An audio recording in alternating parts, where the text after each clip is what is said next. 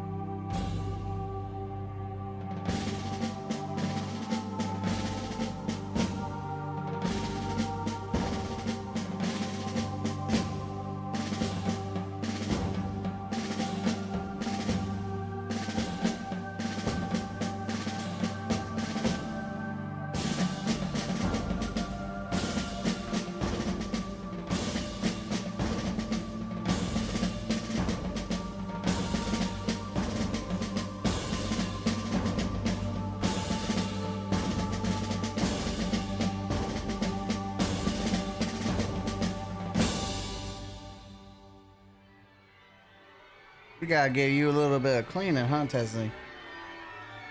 Yeah? You seem to really like this. Works for me, because you shed like a mother trucker.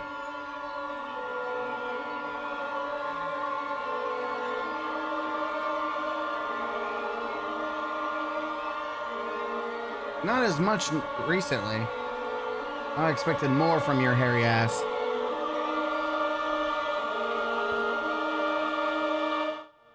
Oh yeah, no intro. Yeah, sorry about that. This is your intro. Me clean, de-hairing my cat. You can't really see it. She's just living her best life.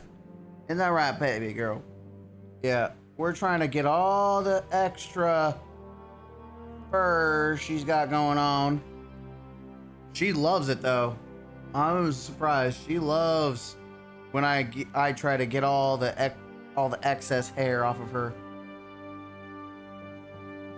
Woo! Too much freaking hair loss. Ends up in all, like my bed, I have to completely clean my bed. This cat has destroyed my bed with cat hair. Can never bring a woman over to my house unless she's into not bedhead, but cat head. That's all that's gonna be on her ass is cat hair. Yo, what's up, Kiss? We got Go, my method. What's up? We're letting people fill in. I'm doing some cleaning on my cat while we're waiting. She wanted some love and attention, and I figured I'd go ahead and give her what she wants. Oh, you have a lot of shedding going on in your tail, girl. Got a lot of shedding going on in your tail.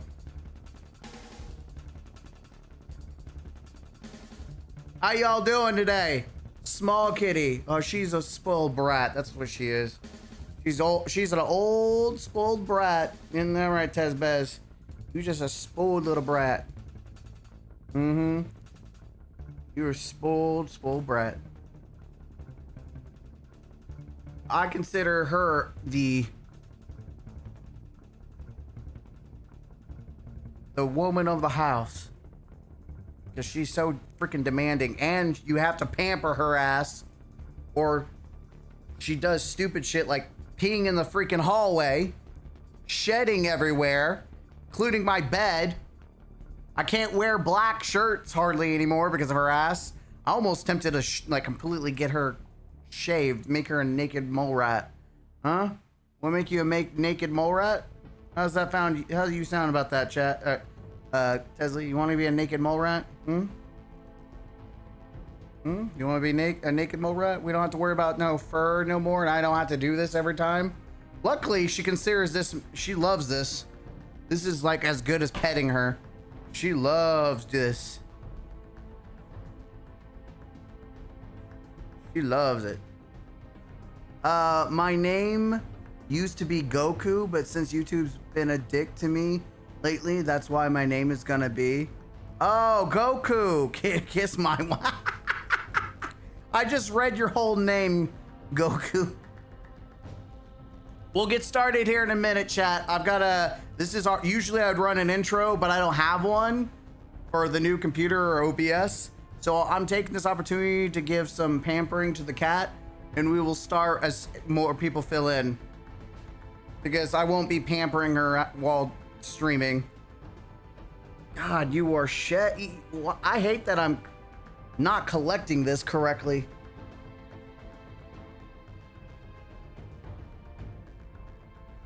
All right. Yeah, your claw's stuck on me, girl. All right, here we go. I know you don't necessarily like this position. You feel like you're not a kitten anymore, but I need you to let me do it. Come on. Come on. I know you don't like this position, but I gotta get your belly. Yep, I gotta get your belly. Mm-hmm. I know you don't like feeling like you're not a kitten no more. You don't mind the belly rubs, but you don't like being on your back. You hate it. Sorry, she just got smacked in the face because she started looking at it. All right, I've got to get your legs. I know this is uncomfortable for you. You were like, yeah. Oh, she's fighting. Let me get your legs, girl. Okay, fine, whatever. Give up. I give up. Spoiled brat, huh? You're a spoiled brat, you know that? You're a spoiled brat, you know that? Yeah, you are. Yeah, you're a spoiled brat. Hey, you not? There you go. You can sit on my lap, cause I'm gonna scoot up. Okay, Tezbez? All right, so what's up, chat? It's one thing that gets me about having a cat, sorry, can't ever wear black. Yeah, and I love wearing black. Are you good? Did she sneeze? All right, chat. Let's just start with the hot topic today. Let me pull up. So while we're waiting for me to pull up, I've got a interesting, small, stupid, unrelated gaming tidbit. So before I started, I went to go get some stuff for lunch. I'm on keto, so I bought like a head of lettuce to make lettuce wrap with turkey, good slice of cheese and mayonnaise with some pickles. Very good, basic lunch, really good, enjoyable. But I just went to my local local grocery store instead of normally going where I normally go, which is to like Walmart, right? That's where I just went to Walmart.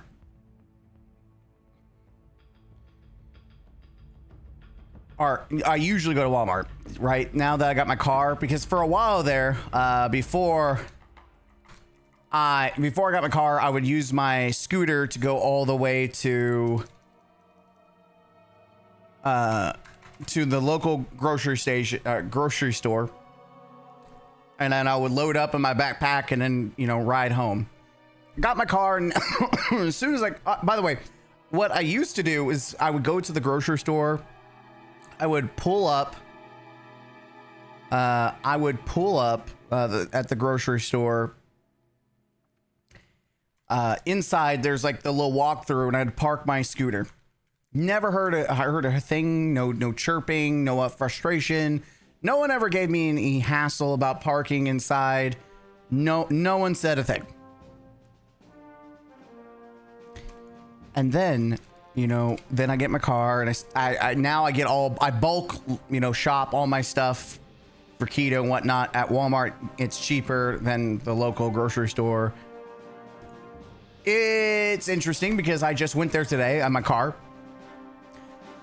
They have a sign now that says, no parking scooters or bikes in the little alleyway or the little entrance of the grocery store, which is crazy that I stopped, you know, using the scooter to go to the grocery store. Or I haven't gone to the grocery store in like a month because I go to, like I said, I go to Walmart. And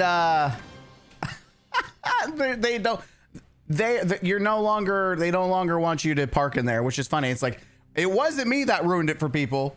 I was always respectful of my positioning, but the fact that it says you need a bike tells me that it was someone with a bike that did it. And because I think I'm the only one to ever use a scooter to go to that grocery store, because I have been seen parking my small little scooter.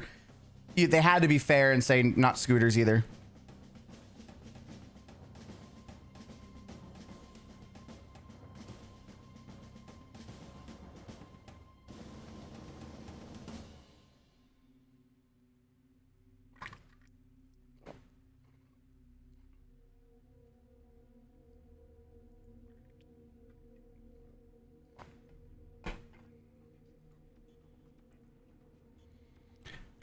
Anyways, what's up, Hades? Anyways, I got what we need to pull up and talk about, right?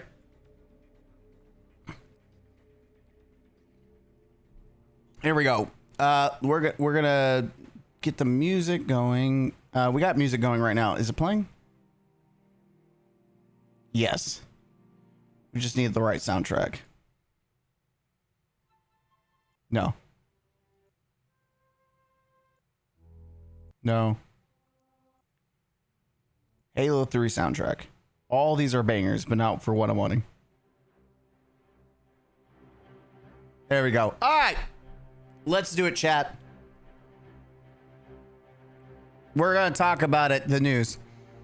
Scholars! Welcome back to the Counselor's Office. I'm Mr. Gaming Counselor. We're live once again. Again, I'm going to try to use this weekend to try to get the recording and everything set up. This intro is probably going to change because I'm going to try to put the camera over there. We'll see how you all fare with that. If you don't like it, then we could always put I could always put the table mount for the camera right here where it has always been. But we're going to mess around with the presentation of the stream and add some stuff. Like I got some, oh, shiitake. I do like a Steam Deck and whatnot that we're going to, you know, play with and add some effects to boost the recordings and streams and whatnot. I've got a lot to work, a lot of researching to do, but we're talking about Marathon, and Marathon actually might be dead. Like it is actually Joe over. What do I mean? Joe Zigler, the guy who took over for Christopher Barrett, the guy that is desperately tried to save the Titanic that is Marathon from sinking. Well, he's jumping ship. He is abandoning the Titanic. Let's just see what he has to say, and then we're going to react and talk a little about it. So let's see. Joe Zigler. Hey, everyone. I've got a bit of an announcement to make. Today, Friday, 7/17, will be my last day at Bungie, and I'll be passing the torch of game director to a very capable and amazing hands of Del Chaff 3. Who will, why does this sound like a Destiny EXO name? You know, like we have Banshee, Cade 6, we have Del Chaff 3, who will guide the game forward alongside the creative director, Julia Narden. Both of them have been operating in a strong leadership capacity for the team and are ready to guide Marathon into the next chapter with an even better and brighter future. I'm proud of them, and I'm excited to see them helm the future of this crazy little world we've created together. As for me, I'll be heading to something new, somewhere else, and update you on where and what soon. I just want to say a deeply heartfelt thank you to all of you for supporting me and Marathon in our windy mission to bring a dark and terrifying space survival frontier to your screen. It wasn't dark or terrifying. It was colorful and looked like Roblox. The mission will continue in new and surprising ways. To stay tuned for what this team has in store for you. It's been a pleasure seeing all the stories you've created, all the clever ways you found ways to murder robots and one another. Hopefully, as I move on to new things, you'll join me for those adventures as well. Much love to Marathon community and to all my friends and colleagues at Bungie. May we cross paths again. Keep it weird. Keep it real. Let's just sit in. We got to analyze a few things. One, this is not him moving to a different part of Bungie. He's completely abandoning Bungie. He's leaving. Two, this is the second person to leave the marathon team. We had Lars Bakken, though technically I think Lars Bakken, one of the OG marathon, or not marathon, one of the OG Bungie devs, like real OG, made Halo, worked on Halo 3, worked on, you know, Halo Reach with actual detail, also cultivated Destiny 2, like someone that's been there. They're not using stolen valor. Like this is some actual OG developer, and in many cases this seems to be peering to those leaderships that were rumored to jump ship. Let's see. I need to find Bungie jumping ship leadership rumor. I need to find this. I paused the video. I need to find where it was. Bungie leadership planning to jump ship in the summer. It wasn't a rumor, it was apparently a leak.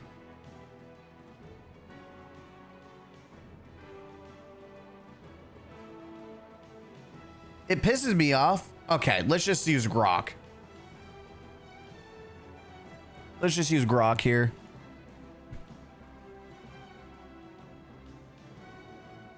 That, I need a, there we go. That's a different video. Let's see. Trying to find this stupid thing, and it let's see, Grok.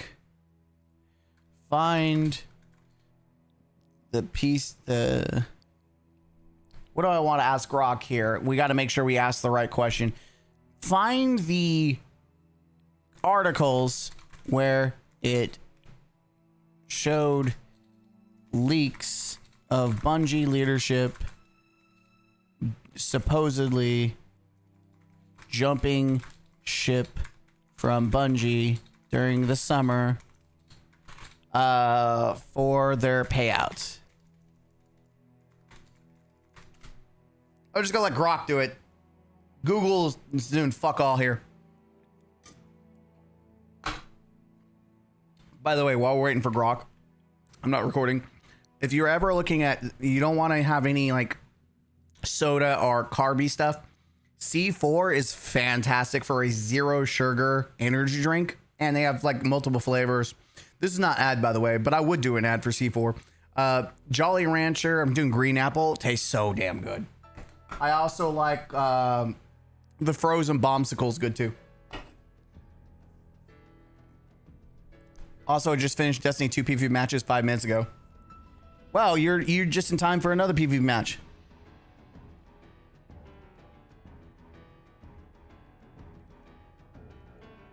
Let's see. I'm looking at this article. Let's see.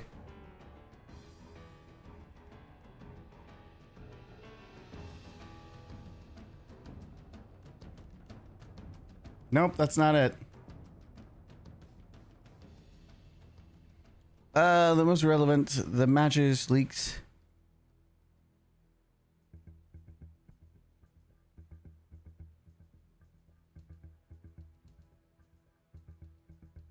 I don't care about Pete Parsons. This is dated 2 years ago.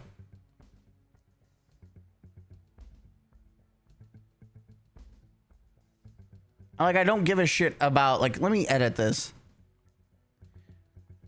for their payouts. When Bungie first did layoffs 2 years ago. Like, I have it saved on my computer, but the other computer, it's so annoying. Like, I have the picture of the article saved, but I don't have it on this new computer. I'm about to just say DS Joker because he posts it nonstop. Like, I'm about to go look at Joker's Twitter because my man posts that article constantly.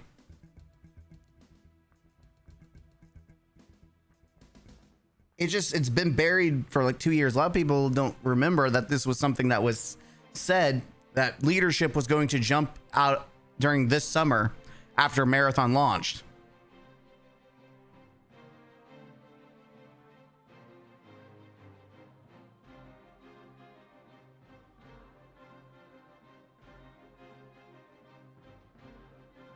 No, fuck. You know what?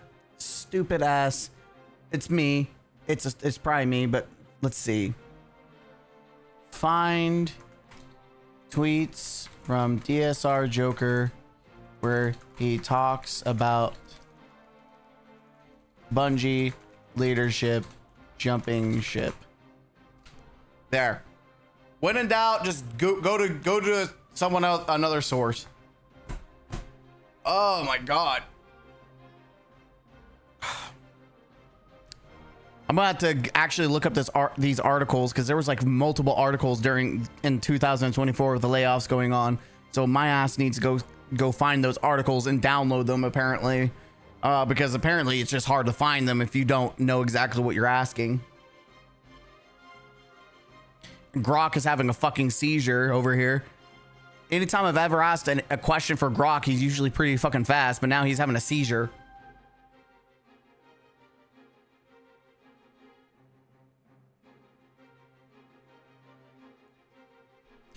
My man's having a fucking seizure.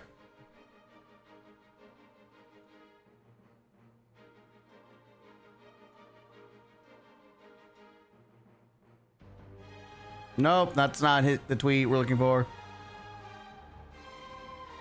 Nope, that's not the tweet we're looking for. Fuck.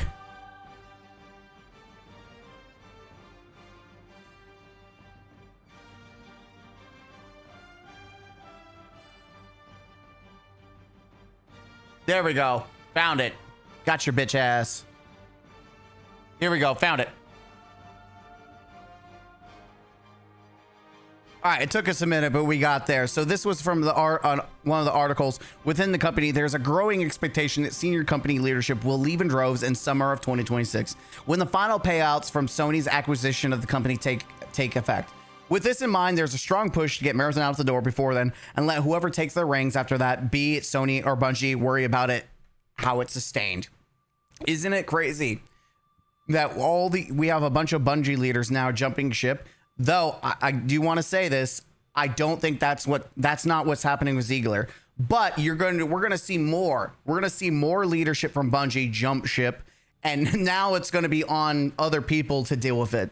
Lars jumped ship, Justin Truman jumped ship, Pete Parsons had already jumped ship like a year ago. What's up? No. So it's very obvious that we are now seeing the reality of Bungie leadership jumping ship. Now, for Zigler himself, I think he jumped ship because of the fact that he was made to lead this game, and he has tried. Like, I want to give some props to this guy, even though, you know, you get to put the fries in the bag now, but he's going to put the fries for his own bag, right? He's leaving on it. He's not fired. He wasn't laid off. He jumped ship because he saw, like many people saw on the other side of Bungie and the Destiny side, what direction the game was going. You got to think that Marathon was his baby. Like, he was very proud of what he was doing. He's very dedicated. And that's something you've got to call out in a positive light. Like, Joe Zigler, even during the art theft scandal, you know, Joseph Cross being paraded like a clown, Zigler was smiling, being positive, being, involved, even through the worst parts of it. He was trying to be that guy. And for a lot of people in Marathon, he was that guy. This guy is, and I'm going to be honest, Marathon would have been a dumpster fire if I don't think that this guy was the leader. I mean, this guy, he took the dumpster that was the alpha and tried to make something out of it. I don't think he was successful. I think he failed, especially from the gaming market perspective, and just the fact that most people are not interested in it. I think he failed, but he tried, and you've got to give some props to a guy that is, he's doing what he can. One guy cannot do it all, but he tried. But I do want to say this is with that being said, this guy was Joe Marathon. He was Joe Marathon. He's now gone. This is like removing the heart from when we talk about Destiny and how people who made Destiny left and, you know, jumped ship. This is Joe Marathon. This is the guy. He's leaving. This will only weaken and make Marathon worse. This is every Marathon's fan's nightmare. This should be their 9/11. It should be this. We talk about Marathon being dead, not even play, like we talk about player counts. This is more of a red flag of the Titanic going down than any player count and Steam chart, right?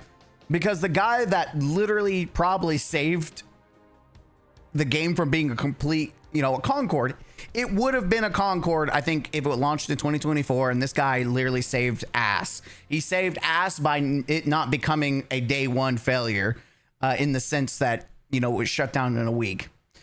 If anything, he took what would have been a Concord and turned it into an Anthem. Anthem still shut down, but it's still, he tried. Joe failed, but at least he's transparent. Exactly. So I have a lot of respect to the guy, even though I still memed on the fact that he's gonna put the fries in the bag, but he's moving on. Like, if the fact that he's not retiring, but he's moving on to it's probably new studio, new game. That's bad news. Also, I think he's doing it because they are going in a different direction. They are trying to change the game that was what he envisioned it to be into something else. Like, you don't work on something for years and then get told that your baby is completely changing. Especially when people love to talk about how video games are art first and a product second. Well, in this case, I guess you could say that Joe had his art being shit on by Sony and leadership wanting him to change his art completely. So that's an aspect that you have to stop and think, like, he's probably jumping ship because it is not looking good. But let's see. We'll get to that in a minute. Okay, I'm trying to find it. Oh, it was this one. I just want you to know I'm an asshole. You tried, you failed. Now watch it all fall apart. Wait, Asmund did it too. Wait, he did it before me. No, wait, no. Did we do it at the same time? I think mine's better. I'm sorry. What? Oh no, Lord Charizard. By the way, he follows me now. That's pretty cool. Praise the Charizard. Welcome home. I've got an idea. Let's make fun of somebody who's no longer has a job, even though we are a millionaire. Oh, shut the fuck up. You. Once your shtick is no longer popular as it once was, dude's a millionaire. He doesn't give a shit. Just like Sony and Bungie leaders don't give a shit. Like, you think rich people give a shit? They love. Here's the thing. Rich people love that you give them attention, especially if it benefits them monetarily. They do not give a shit. You call them and make fun of them all you want. That is why, like, people are so stupid. Like, this guy, you could say anything about him and it's a win. It's a win. You can make even Sony, it's still a win. The only way you actually hurt anyone is monetarily, and you know, giving them attention will give them what they want. Dude had almost 7 years and a 250, but I think he meant million budget, and released one of the worst launched AA games of all time, to the point that they're now trying to pivot from an extraction shooter to some form of PvE. That is the funniest fucking thing about the whole situation, is that if we looking at the new creative director as well as creative director and game director for Marathon, it's pretty safe to assume they're trying to move away from a PvP centric focus and push towards PvE. So we have Julian Arden, who's now the creative. She was known for, you know, the Final Shape, which was all right. The Final Shape was pretty good. Final Shape, then game director apparently this the other person worked on a Destiny with like Forsaken and the Taken King, which is not, it's nothing like direct. When we look at this is a good profile. Taken King was amazing. Forsaken was top tier. But this is the problem and the reality of the situation. If you have, like, people think we're about to have a Forsaken for Marathon. First off, that's not going to happen for two reasons. One, Forsaken was successful because it wasn't just Bungie making it. Bungie had two other studios helping them, High Noon and Vicarious Visions. And let's be honest, Vicarious Vision carried a lot of Destiny content. They made some of the best content in the game, which is not even in the game anymore. Thanks, Bungie. So not even in that situation. And two, we're talking about some of the most creative, most skillful people that don't even work at Bungie that help make Taken King and the Forsaken. Those people aren't even at the company anymore. It's the idea that Marathon's about to have Forsaken is more of like, you got this guy that's trying to cheat off someone else's homework. Like, that person's smarter than I am, and I'm going to copy their homework. That's what the Marathon team is. They're trying to copy homework now. And that's the reality. Marathon is no longer about being innovative. It's no longer, like, it was never really about innovative. Let's be honest. That's the problem. Marathon, it's just a cheap copycat of different, other games, and it doesn't do it well. And now they're desperately trying to port people who worked on Destiny into Marathon, and now they're trying to, it is funny. There were constant jokes about Bungie trying to make Marathon into Destiny 3, and now that seems to be the reality. They are trying to cast a net and get fish that don't exist. And let's play devil's advocate. Let's say that Bungie is successful and they're able to cast a net, make PvE in a way that is able to pull people like me, right? People who have no interest in this game, who's played it, wasn't interested in it. Let's say they're successful. They have already, let's be honest, they failed. They actually killed Marathon to become something else. Because for a lot of people, that's the only way you're ever going to get people to come back to, or even try Marathon, is that you have to completely change the game entirely. And if you do that, you've essentially killed Marathon and turned it into a new game, a different game. You've bastardized the game that many of your core dedicated player base love and enjoy. You are sacrificing that to get more other fish, which is exactly what Bungie did with Destiny. They took the core of what people loved, bastardized it to try to get more fish, to get other people interested in. And they're not learning from their mistakes from Destiny 2, that you can make all these changes, but it's not going to change people's opinions. And that's exactly what's going to happen to Marathon. But if they're successful and they bring people like me into it, that means you have completely altered your identity. You have caved into your own standards and what you want, what Marathon was supposed to be. You have completely deviated, and you've bastardized the game.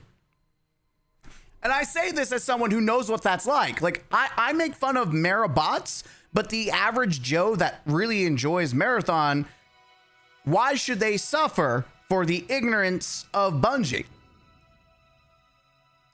Like, I will always make fun of the Marabots, the weirdos, the diehard fanboys of Marathon. I will make fun of them because they're usually unhinged weirdos. But your average Joe, your 9-to-5 Joe, hey, I just play games and just to play and have a good time.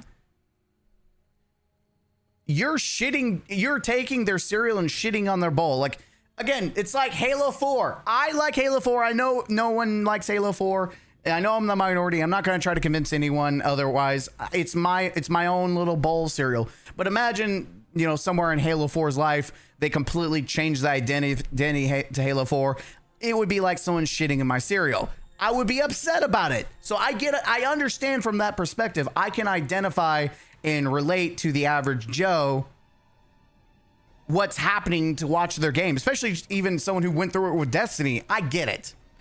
You know, I can be empathetic to the average Joe who just wants to enjoy their video game, who isn't engaged with social media, or people who aren't engaged with like Reddit and all that shit.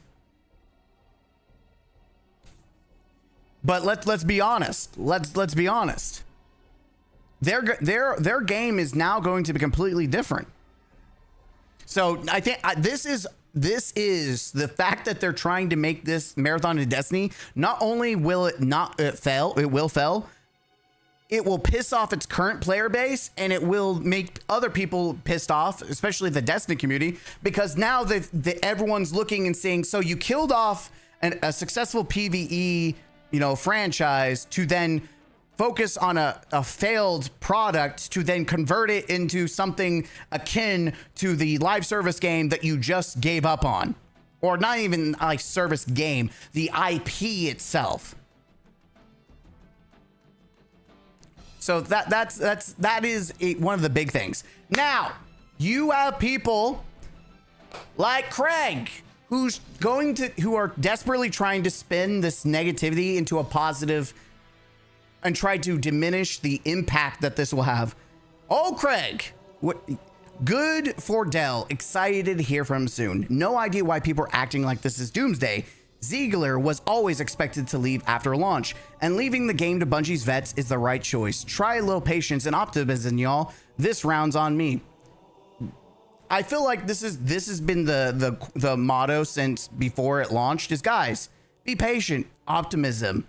It launches, patience, optimism. Season 2, patience, optimism.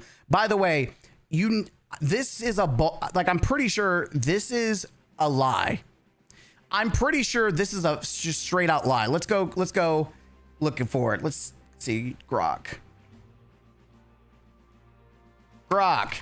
fact check this tweet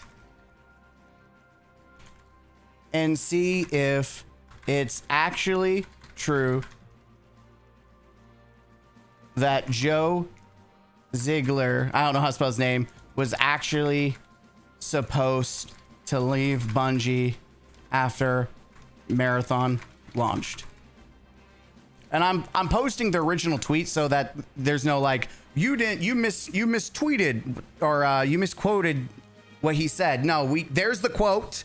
Now fact check this shit, because I'm almost certain this is a lie. And that's something you have to worry about. These people is you should never trust anyone that is a Marathon focused account. They will gaslight you. They will lie. They will deceive you. I mean, hell, we checked Craig the other day because I noticed he changed his picture in his account. He used to be former game analyst. Now he's saying he's a game analyst, which is probably not true. It's crazy how you went from former to now he has an analyst job. No, it is not confirmed as actually true in the sense of being publicly stated or long planned fact. The tweet claim is reasonably interpretation based on context, but it's reasonable, but there's no evidence. There's no evidence from Bungie, Zigler, or any reliable reporting beforehand that Joe Zigler was explicitly always expected or contracted to leave right after Marathon launch. Why the claim feels plausible but isn't confirmed. Yeah, so it feels reported leadership. So it's a personal feeling that, yeah, like I could say that Bungie's going to shut down in the future, and that's plausible, but there's no like current evidence to support that reporting actually happening. There was no public statement from Bungie Zigler or credible reporting that Zigler is here to launch the game and then will leave. Zero. There's zero evidence. It's just it's a reasonable feeling, but again, you have people saying things as if it's fact. Never trust these people. They're liars, they're deceivers, they're dishonest, and they can't even bring any substantial evidence to prove their point. They will just gaslight you, which is kind of what they're only good for doing. But, you know, shout out to them. And then we also have another one. We have Ryan. You know, another someone that will also continue to gaslight you. Seeing this a lot, not picking on Poncho. So the Poncho says, this is very bad for Bungie, and probably the death sentence for Bungie. This is a bummer because Zigler is rad, but this is not abnormal in the game. In game dev directors often pass the torch shortly after launch and then move on to a new project. Let's just fact check this, shall we? Listen, I want to know if this is the case. I want to be educated. Educate me, Grok. Grok, fact check this tweet. Is it true? Dev directors leave after launching games. Let's fact check. Always do fact checking. Never take what people say as truth. A perfect example was the whole Bungie leak about them working a Borderlands. Paul Tassi came out with like someone, one of his inside informers from Bungie said, no, it's just completely fake. Again, never take anything people say as truth or fact. Always do some research. And yes, Grok is a fantastic way of finding research because they give you links to articles and other locations where you can look and see for yourself. And right now we've got multiple articles, Eurogamer, Video Game Chronicles. Yes, the core claim that in the tweet is true. Okay, it's a fairly common, or at least not abnormal pattern in game development for directors and creative leads to step away or pass the torch shortly after a game launches. Okay, I don't care about the context. Why this happens often. I want to know. Educate us. Why does this happen often? Game development, especially AA live service titles, is grueling. Directors pour years into a project through pre-production, production, crunch, and launch once the game ships. The role often shifts from building the vision to maintaining and supporting patches, seasons, live service. Many directors crave new challenges, fresh creative control, or a different environment. Burnout is real after shipping. Good offers for new projects frequently come in around this time. Okay. A 2017 industry Q&A from a veteran game dev summed it up well. It's pretty normal for creative leads to leave around development milestones. Studios are constantly working on something, so people's time it exits when they have a lined up opportunity, often with a transition period. Real world examples. I don't know if Concord is a good example though. So let's look at the other one. Payday director stepped away after a rough first year. I'm seeing a pattern here. Stepped away. I'm seeing I don't know if these examples are actually what we have. Multiple failures apparently. Returnal long director left the studio in 2026, which I heard good things about Returnal. This pattern appears across big studios and indies alike. High-profile examples from the past, like leads moving on after major BioShock or other franchise titles, show it's been happening for years. Okay. Context for Marathon Bungie. While the departure itself fits the normal pattern, the broader situation of Bungie adds tension. Bungie went through major layoffs in June 2026. The studio has been through multiple rounds of cuts. Marathon had mixed reviews and hasn't met commercial expectations so far. Zigler's exit doesn't appear to be a layoff or firing. It represents a voluntary move to a new opportunity with a solid internal continuity planned. Gilliam also noted in the follow-up that there's no reason to tie it directly to layoffs, which, yeah, I mean, that makes sense. Gilliam is right that directors leave shortly after launch is not unusual in game dev. It happens all the time for career, creative, and personal reasons. That said, in a studio already dealing with layoffs and restructuring like Bungie, any high-profile departure naturally fuels concerns among fans, even if it's normal on its own. It's not spinning or misleading. It's pushing against one over-dramatized, fairly standard industry occurrence. Okay, that's why you always do research. There you go. So William is right in this instance. Though I would also argue in this case for what it says is it's kind of the context of the situation at Bungie is not your prototypical, like having a failure, unless you're Concord or Payday 3. Apparently that matches the pattern. Marathon changed creative directors after a few months. That's also true. D.E. Steve was 10 years as Warframe creative director before passing it to Rebecca. That's also true. Thank you for bringing that up, Alice. Warframe did change, but the difference there with Warframe and Digital Extremes is that Steve is still under the umbrella of Digital Extremes. He's working on like Soulframe, but it's all under the umbrella. It's a different game. Whereas Zigler completely abandoned and jumped ship from Bungie, right? So that's something massively important to note. But I would give this has actual evidence to support its claims. This one doesn't. Either way, even if you always want to do your own research before you take what people say is truth. In this case, we researched Ryan. He was correct. We researched Craig. He's a liar. I love this one. Marathon haters are like drug sniffing dogs. I find it funny. Can we just call out the irony of saying they're like drug sniffing dogs?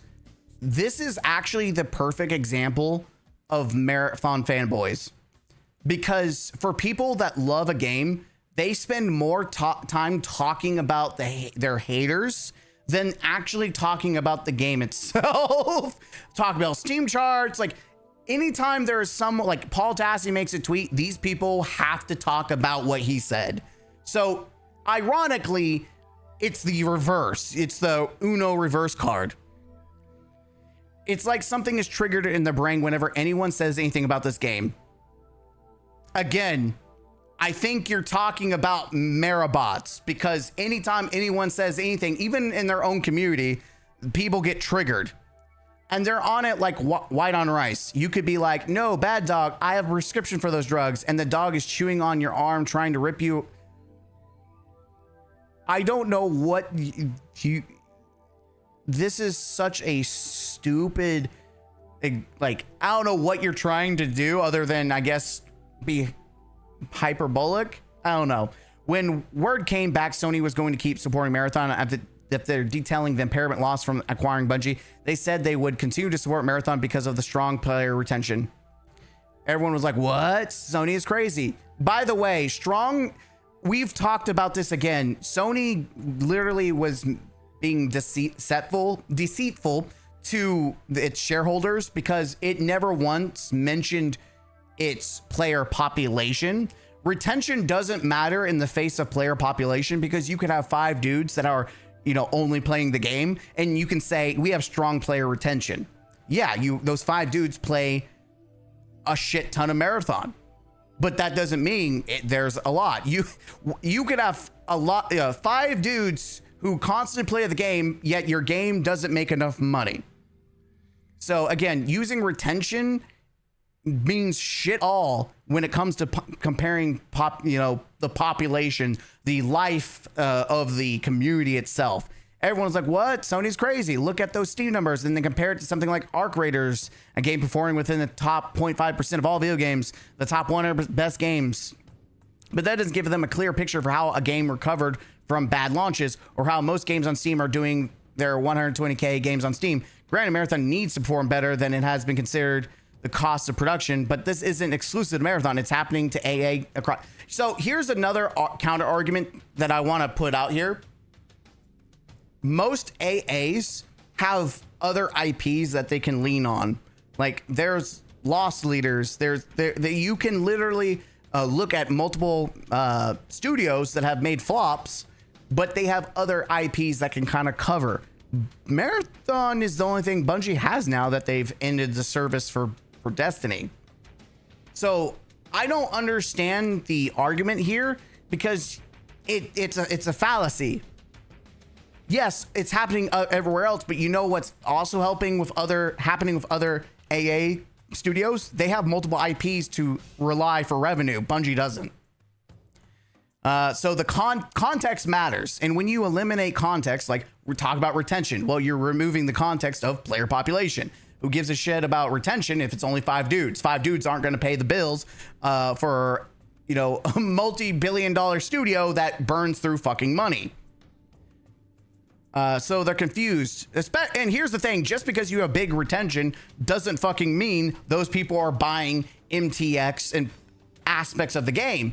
If you have people that play a shit ton of Marathon, but they never spend a dime other than the $40 to get in, then you are not gaining any revenue, which is also hurting it. So who gives a fuck about retention if no one's investing financially into your game? People need to realize studios like Bungie don't run on prayers and wishes, kumbaya by the fire. You know, just because someone left a good review on Steam doesn't mean that they're spending money in the game. I'm back. I got honey bun mini donuts. Get out of here with those honey buns. Everyone knows Marathon is struggling. Do you? It's crazy that it took, what, 4 months of you guys denying and saying everyone's a hater and yada, yada, yada. But now we've accepted that Marathon's struggling. Man, it took us a little bit. We finally got through the stages of grief. What nobody seems to understand is why Sony continued to support it. But I don't think anyone, the people can't understand why. Not because, you know, there's something to understand. They don't understand it because Sony's just stupid. I think it's generally baffling their brains because they were sold on this idea that Marathon was Concord 3 and that was not happening. Again, I think people like this who are Marabots delude themselves that they diminish the intelligence of the wider gaming audience by saying you think the game's bad. You're just listening to Twitter. You're just listening to Reddit or YouTube. Like you get all your hive mind. The reason why you think that this game was going to fail and is going to be a Concord 3 is because someone told you so. Or it could have been the fact that people either watched it or played it and said, this is dog shit. That's probably most likely the general line of thought. So they're trying to make it happen by being belligerent and harassing the player base who's stuck with the game in spite of their demands. I think that's what kind of irritates me about this contingency of Marathon haters. They're trying to make us obey them. No one's trying to make you obey. People are just making fun of you because you're having midlife crises over a game that everyone knows is bad and that you yourself are finally admitting is struggling. That people are making fun of you. They're not trying to force you to not like it. They're just making fun of you for trying to tell people when you go around and tell people that they're wrong for not liking a game, telling people that, oh, you're just a hater. Oh, when you diminish or try to diminish the intelligence of people, like consumers, by saying you are just being sold on the idea that Marathon, you're being told, you are being sold this, you're not able to critically think and come up to your own conclusion, that you're just a brainless idiot that is being, controlled. When you treat and use dialogue that people will see and hear, this makes people go against you. Like, if you're trying to convince people to give Marathon a shot, the last thing you want to do is try to mock people's intelligence or diminish their intelligence. See, I'm not trying to convince anyone of anything. I'm just making fun of you people. But you, Marabots, who are desperately trying to convince people to play their game, are then insulting people's intelligence.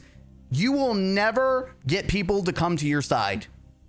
You will never convince people. This is like a schizo post of desperation, and you're never going to convince people to change their minds about Marathon. In fact, you are only reaffirming what people say about the Marathon community. You're only reaffirming that people made a good choice to avoid the fuck out of this game because people like you play it and exist. So when you see stuff like this, you just know these people do not understand what they're doing. They are hurting their own game. They desperately want to convince people to play the game, but at the same time, they are giving more reason not to play the game.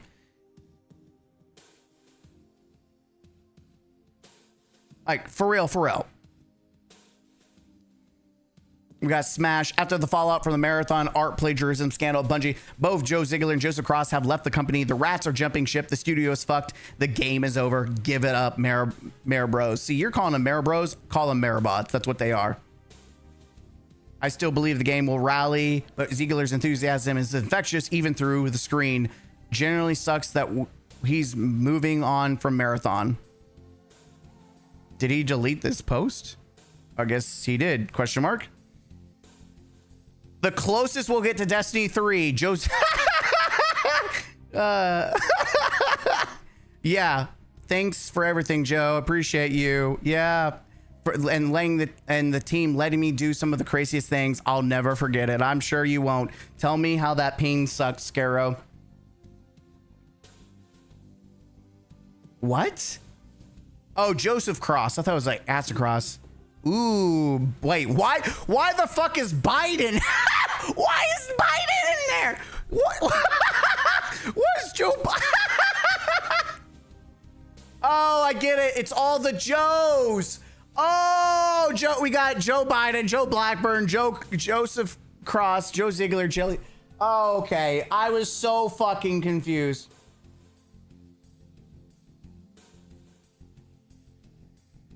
I have a lot to say about this. Of course you do, you Bungie bot, or Mara bot. Of course you do. And well, there it is. The shit stains. Yeah, I find this really interesting. And honestly, if there's ever something to point at to say the game is now dead, people told me Marathon is a masterpiece. Yeah, you know what's funny? Marathon's a masterpiece, just like the Mona Lisa. Because, the Mona Lisa throughout, the years, people have changed it and altered it, right? Because it's a masterpiece. So they completely, instead of it being a female, they changed it to a dude. It's now the Mona Dave, right? Because all masterpieces need to be completely changed and altered, right? So now we have the Mona Dave.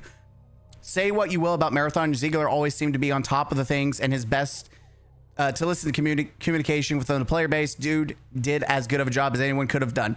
And he's right. Maddox is right. This guy did his best. It's Joe over. GG, Ziegler was keeping my hopes up for Marathon, but with him leaving, it makes me feel sad. This guy was the GOAT, and the way he communicated with the community was top tier, even if confidence was low for Marathon. With Ziegler as the captain, I felt like things could eventually work out. And I feel like, I don't know if I agree that it would work out with Joe Ziegler, but it definitely would have, it had a fighting shot with him. In the sense that it didn't immediately shut down as a Concord. Pack it up, chat. Marathon is it was fun while it lasted. It is crazy to see this stupid green cat go from LARPing as a Mariboro to now he's pulling an Astacross. It's crazy. He is LARPing as Astacross now. Ziegler's communication through the launch of Marathon was immensely good. They've lost a real one. The thing that sucks is Ziegler's probably thought, hey, Tarkov is fun. We could do that, only to realize that no, Tarkov is not fun per se. And what we really need is another Cycle of the Frontier. GG's go next. We do realize that the Cycle Frontier shut down, right? Like, using it as an example, not like, why are people... Okay. Joe, it's over. Oh, we're cooked then. Yeah. As expected, after that 7/15 date, we'll see many departures. Best of luck. Again, Joe Ziegler is not part of that, I believe. He joined Bungie in 2022. Does he get a payout package? Maybe. I don't know. Maybe he does. But yeah, I don't see anything changing here. If I had a nickel for every time a Joe stepped down from the game director at Bungie, I'd have 2 nickels, which isn't a law, but it's weird that's happened twice. Yeah, but all the Joes, there was a bunch more other Joes that left Bungie completely. GG, it was fun for a few months.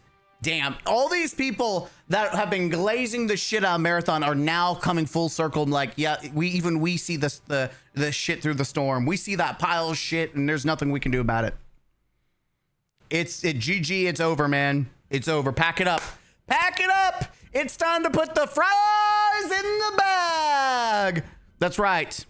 It's time to put the fries in the bag. That's right, boys. It's time to pack that thing up. Joe, welcome to the McDonald's. Go ahead, put that fries in the bag. Hope you like the fry, boy. Get it nice and fried. That's right. Don't worry, there'll be other Bungie employees joining you real soon. That's right. Let's get the fries in the bag, boy. Yeah, that's right. Get her done. Get the fries in the bag, baby. Let me know what you think down below. I'll see you guys in the next one. As always, game out. Huzzah! That's crazy. That's crazy. Anyways, I thought that's pretty funny to see some people having like revelations like, oh shit, it's actually over now. Yep, yeah, it's there, buddy. Yeah, Marathon's a mask we talked about. Don't worry, the PvE mode in season 3 will save Marathon.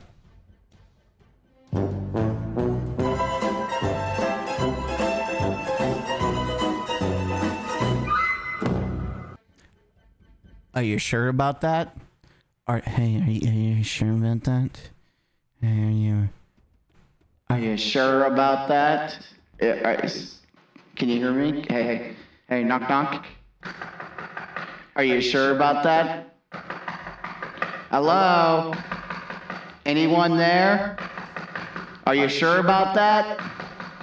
Yeah, open up.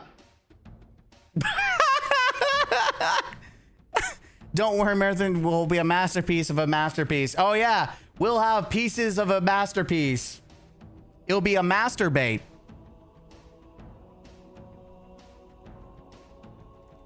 Power Ward is over 500K right now. That's crazy. That's crazy. Yeah, it is.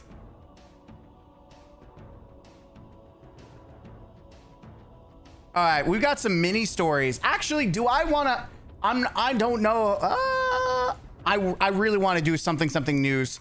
By the way, I do want to do we need to do Warframe. I want to react. Oh man, I want to react and do a reaction replay podcast with y'all, but I'm not ready for it. Is on Steam. Yeah, it's Power World's crazy. It's such a good game.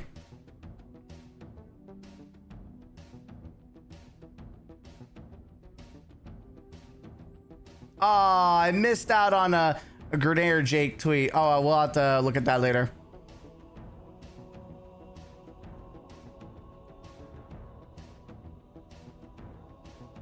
Hold on, let me see.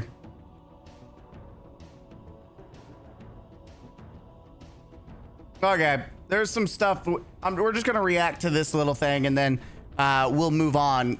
We're not doing a la reacts, and if we do react, by the way, feel free, if you ever see something on Twitter, guys, if you're new to the stream or not, feel free to let me know that there's something you would like to post in the chat for me to check out. Or if you would like to join the Discord, if you're not already part of Discord, you can post it in the Discord. And if I'm live, you want me to look at something, I have no problem checking it out if it's something I want to look at, right? I may not check out everything or stop what I'm doing to check something out. But if anything, I might pull it off to the side of the screen and give it a looky-see, right? All right. Scholars, welcome back to the counselor's office. I'm Mr. Gaming Counselor. Again, we're bulk recording. Eventually we'll get to where we actually have a nice overlay and, intro and all that jazz and comment of the day. We'll get back to that eventually. But for right now, we are back with another episode of Indie Bites, where we react in a small indie bite-sized video just for your face. That's right. So the topic we're going to talk about is this tweet right here from Bethesda Game Studios, where they have an announcement. A note from Bethesda Game Studios. We love making these worlds as much as you love playing in them. Today, we want to share what's next for Bethesda Game Studios and what you can expect from us in years ahead. For 40 years, we've built games that have entertained almost 500 million players. More than just games, these are worlds for you to explore, shape, and make your own. Worlds we return together. Yeah, in those 40 years, about 6 or 7, games have been the same one. It's been Skyrim. When we talk about 40 years, half of that has been Skyrim. It'd be so funny at the bottom if they announced, by the way, we're announcing Skyrim for this Nintendo Switch 2 and for PlayStation 6. That's funny. That's what's driving us forward. We're investing more deeply in the world players love, giving creators a bigger role in shaping their experiences and bringing our teams closer together so we can get our games into your hands sooner. Support them longer and continue building them alongside you for decades to come. It's funny because it feels like it's been a decade since we actually got a good Bethesda game or a new one. Starfield was just awful, man. Starfield was just awful. Starfield continues. I wish it wouldn't. With over 17 million players logging almost 1 billion hours to date, Starfield remains as an important part of our future. As we enter year 3, we'll continue expanding the settled systems with new stories, targeted gameplay improvements, and additional updates, while preparing for the launch of new Starborn content next year. More than 40% of players already customize their experience through creations, and we'll continue investing in creators and giving players new ways to make Starfield their home. You know what's funny is that you have to rely on people to mod your game to make it playable, such as making the worlds like... I will never forgive Bethesda for going from Skyrim, where investing in the world was important, to where you have countless planets that are empty and there's nothing to them. I will never forgive Bethesda for selling me dog shit. I will never forgive them for where I walk into the city and I get 30 different fucking side missions and I never once interacted with an NPC to get them. I will never forget that. I don't give a shit if you can do mods to make it better. It's a dog shit game, and it will ever be a shit stain on their record. RIP ESO, that's number 2 of my most played games, and they're mostly likely to go into maintenance mode. Rest in peace. Created by players, we believe from the beginning that our worlds belong not only to the people who make them, but also the people who play them. That's why we've long provided players with the tools to create their own experiences. Dating back to the Morrowind construction set, this year marked another major milestone for creations with this expansion to Fallout 4. Joining Skyrim and Starfield, we're proud to say creators have already earned more than 10 million in royalties from their works. So here's the deal that they tried to stop... I don't know. I don't remember if they tried to stop people from using mods, but they really try to force people to buy mods. And here's the thing. I don't give a shit if it's even the game creators. I want to pay someone for mods because I felt like doing it. Mods should be free. You shouldn't be trying to do it for a service. It's scummy. It's shitty. I don't give a shit. The future of Fallout. Fallout was one of our biggest priorities today. Fallout 5 remains our long-range destination, and we have multiple Fallout projects in active development right now. Fallout 76 continues to home millions of players exploring Appalachia together, with nearly 70 free updates released to date. Well, you had to do that in order to make up for the fact that there was no content in the game when you launched it. The journey is far from over. In fact, we have a major Fallout 76 expansion planned for next year, Raven Rock, a prequel story to Fallout 3. Fallout 4, and the most award-winning game in the franchise, just celebrated its 10-year anniversary and recently passed over 35 million copies sold, continuing to attract a new audience every year. We also know how many players want to revisit previous Fallout Shelter. Wait, I lost track of where that's at. Experiences, sorry. While we're not announcing any dates today, we have been working on remasters for Fallout 3 and Fallout New Vegas. There's really no reason for me to continue playing in these two games, right? I downloaded the New Vegas.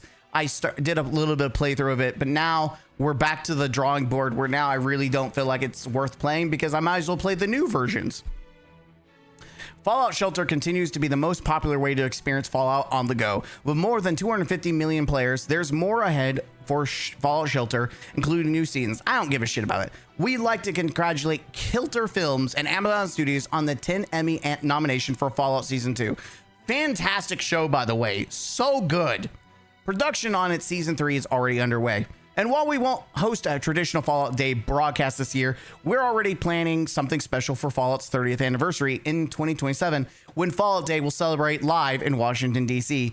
Studio collaboration. The Wasteland continues to expand as we team up once again with our longtime friends at Obsidian Entertainment. We're happy to confirm they're working with us on a new Fallout project, which those were the leaks that came out. We'll have more to share in the future.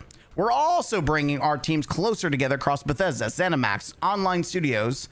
We'll will partner closely with Bethesda Game Studios on the Elder Scrolls franchise while continuing to deliver incredibly new experiences for the Elder Scrolls Online. Season 1, Return of the Thieves Guild, recently launched, and the team has more planned for the future. By aligning more directly across the franchise, we can create even better experiences for players. Bringing our teams closer together is helping us build a strong foundation for everything we create. The Elder Scrolls and beyond. The foundation extends beyond our team, to the technology, tools, and systems that will power the next generation of Bethesda's RPGs. Our teams are now developing the Elder Scrolls and Fallout 5 on Creation Engine 3, a shared technology platform we've been building since Starfield's launch. It allows our teams to support multiple projects simultaneously with new tools, rendering, and systems that define our games. Fallout 5 is currently in pre-production. The Elder Scrolls 6, is our primary development focus today, with the majority of our team currently working on the next chapter of the franchise. With over 65 million copies sold, players are still exploring Skyrim 15 years later. Well, that also is because you made 15 copies of it. We know it's been a very long wait for the sequel. The next chapter is on the way. We plan to be, loving how it looks and playing it every day. The road ahead, Jesus Christ. Across the Bethesda Game Studios, we're building the future of Fallout, Elder Scrolls, and Starfield. We're investing in our technology, bringing teams closer, and supporting our live games, expanding into new forms of entertainment, and developing the next generation of Bethesda RPGs. We couldn't be more excited for what's ahead and wanted to share as much as we could today. We can't thank you enough for all you've given to us in these worlds, and we can't wait to continue them together. The Bethesda. I sped read that. I do not know how I didn't mess up more speed reading this. My overall thoughts is I hope, words are nice. Action is better. Let me see the culmination of your work. You said the same thing about Starfield and, Fallout 76. There's a lot of instances where you've said shit and it's not been true. 12 times the detail.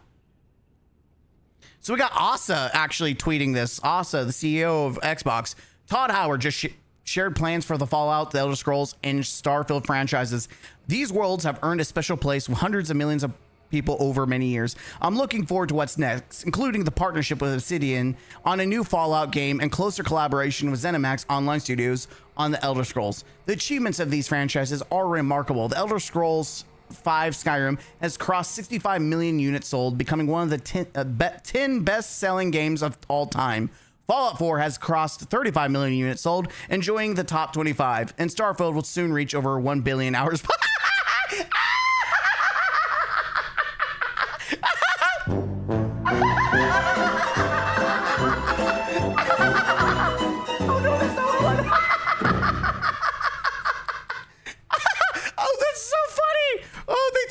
She's talking about all the sales and how many, and then we have Starfield over 1 billion hours played. Oh, this is dog shit when even she can't. She can't even say what we sold. Oh, this shit's bad when you can't even tell people how much it's sold. Oh no. Anyways, let me know in the comments down below what you think. Are you excited for the future of Bungie, Bethesda, another B in the studio? Let me know. And if you are, what are you looking forward to the most from Bethesda? Let me know in the comments down below. And I'll see you guys in the next one. Huzzah. Oh my God. Let's see. Skyrim sales, Fallout 4 sales, Starfield. We got billion hours played.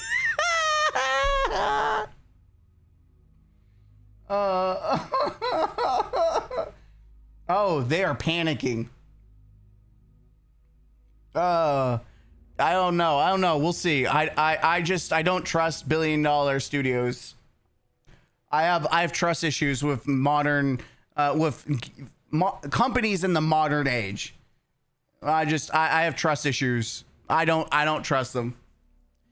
I'm very interested in Fallout 3 and New Vegas remaster. So am I. Listen, I enjoyed Fallout. Fallout as I played it. But, and I'm gonna say a big old but. I've been, there's so many. It's hard to go backwards when there's so many games that are keeping my time. Like Destiny's been keeping my time because this is the best update we've had in years. But it will come to an end eventually, right? Then Power World is taking my time. It's such a fucking good game. Warframe is still ongoing and it's a fucking good game. Halo's about to come. Like I'm about to play Halo in the 23rd. That's a fucking hopefully a good game. Well, I love Halo. I will probably be playing Halo. I will probably not be playing Destiny for a bit. Or Warframe. Okay, I need to disable that. Don't pop up. Turn off notifications in the video. Fuck off. I'm gonna keep that.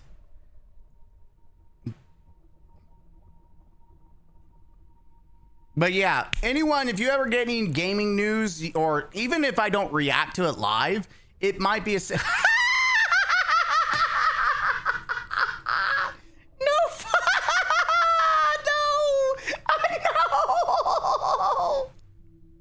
I have to show you. I knew it was gonna happen. I knew it was going to fucking happen, chat.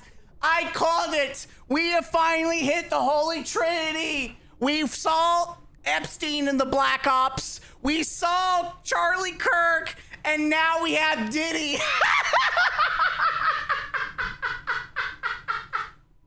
No fucking way. I called it. I knew it was going to happen. I knew it. I knew it. We've hit the Trinity. There's no fucking way, bro. There's no fucking way. We hit the Trinity. Oh no. What am I supposed to do for you?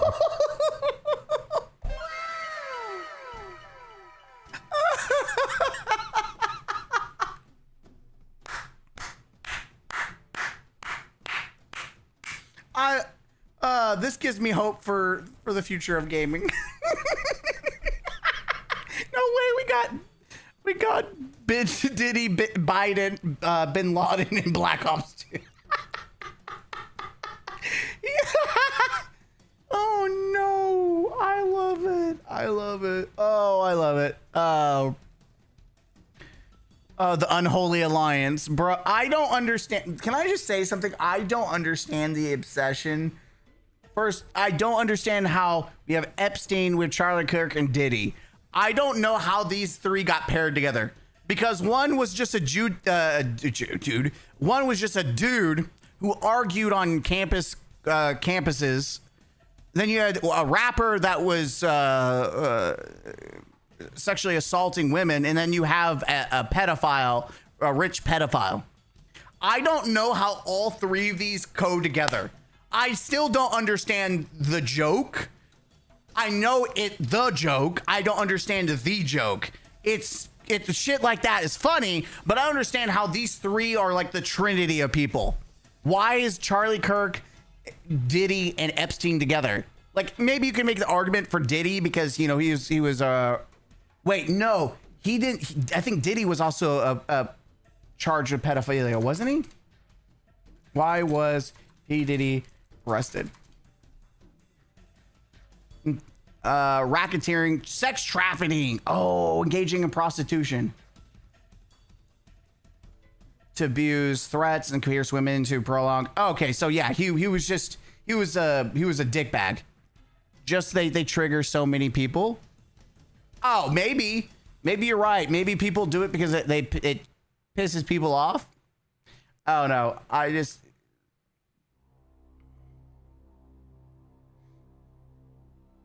what?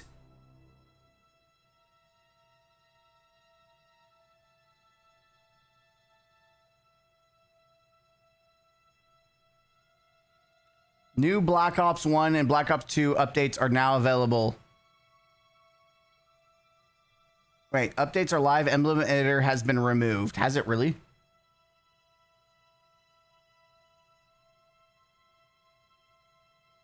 Hold on.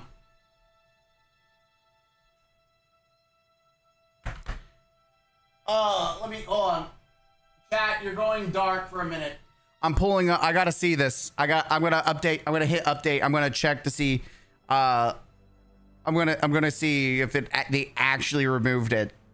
I've got to know for science, chat. I've got to know for science. Did they actually remove? Start. Okay, it's gonna take 62 seconds to download this update. There's no fucking way that they removed the Black Ops. They removed the ability to make emblems.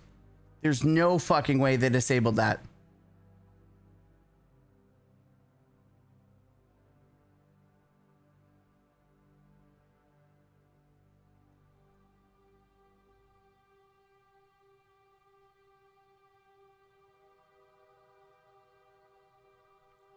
It's too good to last. They had to ruin a good thing. Yeah, if that's true, I'm gonna be so upset, man.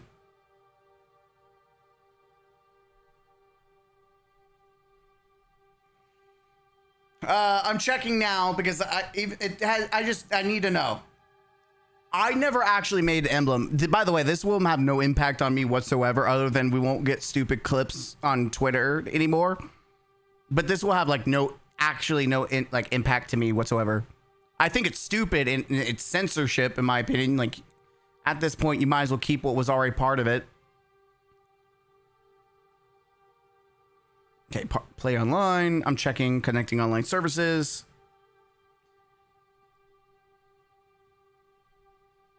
I'm checking. I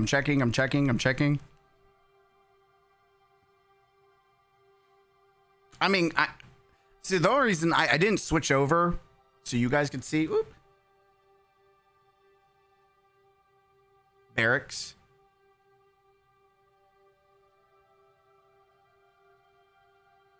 No, it's still there. What the fuck? It's still there. Yeah, what? It's still okay. So it's a lie. It's just they were maybe they were bitching because they wanted the emblem to be removed. I don't know. Yeah, people are. If that's the case, you're a pussy. Sorry. If you are upset about emblem makers in Call of Duty and you're wanting them to be removed, I'm just gonna tell you, you're a pussy. You're a baby back bitch. Stop playing games. Go back to playing Minecraft or Animal Farm. No, it's good. We're good. I changed it back. All right. So I don't know if there was anything else to react to. Unfortunately, I'm looking. So apparently so this is what happens on Xbox. Hold on. Let's look at this. Not reacting, but we're just doing this live. All right, let's look at this. This is what happens on Xbox with CE disc of Halo campaign evolve when you try to launch the game right now.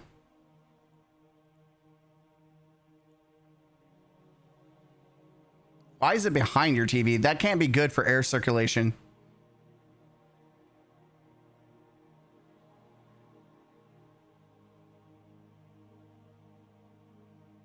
Okay. Yep. Are you playing offline or online?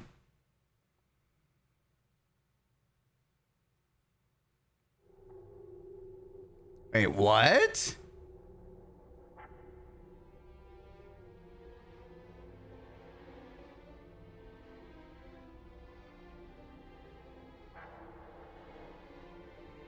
Okay, network settings.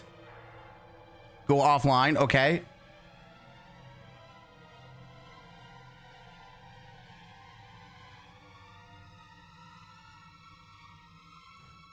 That's so stupid. What the fuck? That is some dog. This is why. Listen, if you want to find some way to pirate Halo, I don't blame you. That is so fucking retarded. This has got to be the most retarded thing I've seen. There is no fucking way. that you have a physical disc and you have to be connected online for a single fucking player game. Fuck you. Fuck you, Xbox. This is so fucking retarded, dude. How do you fuck this up? How do you fuck this up, dude? Oh my God. How do you fuck this up? This has got to be the stupidest shit I've seen. How do you fuck this up so goddamn bad? How? You had one fucking job. Piracy always king at this point, dude. Call me Jack Sparrow because I'm about to hit the fucking high seas. Like, it's going to get to the point where, like, here's the deal. I'm going to buy this, but I'm also going to pirate it because if for some fucking reason I can't play offline on Steam, if I lose internet or for some stupid reason, like, or if there's like a power outage, and there's been times where my internet has gone down after losing power, and then I get power and there's like hours of, well, what the fuck am I supposed to do? I like to play games that are offline. If I can't play Halo offline, I'm going to have a pirated version that lets me do that. At this point, I feel like if you buy a game, you should also pirate the same version of it. So that way, if they decide to say, fuck it, we're revoking your access, fuck you, I'm going to play the pirated version. And then anyone gives you shade saying you're stealing, no, I paid for it. I own it. I bought it. So it's okay for me to have another copy of it because I paid for it already. It's digital, bitch. I didn't steal anything physical. I bought the access to it.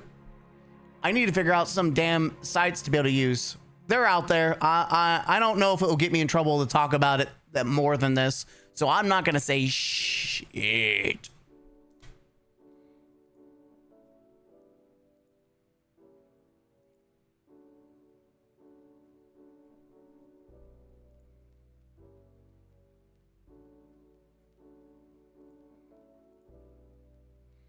All right, I'm looking.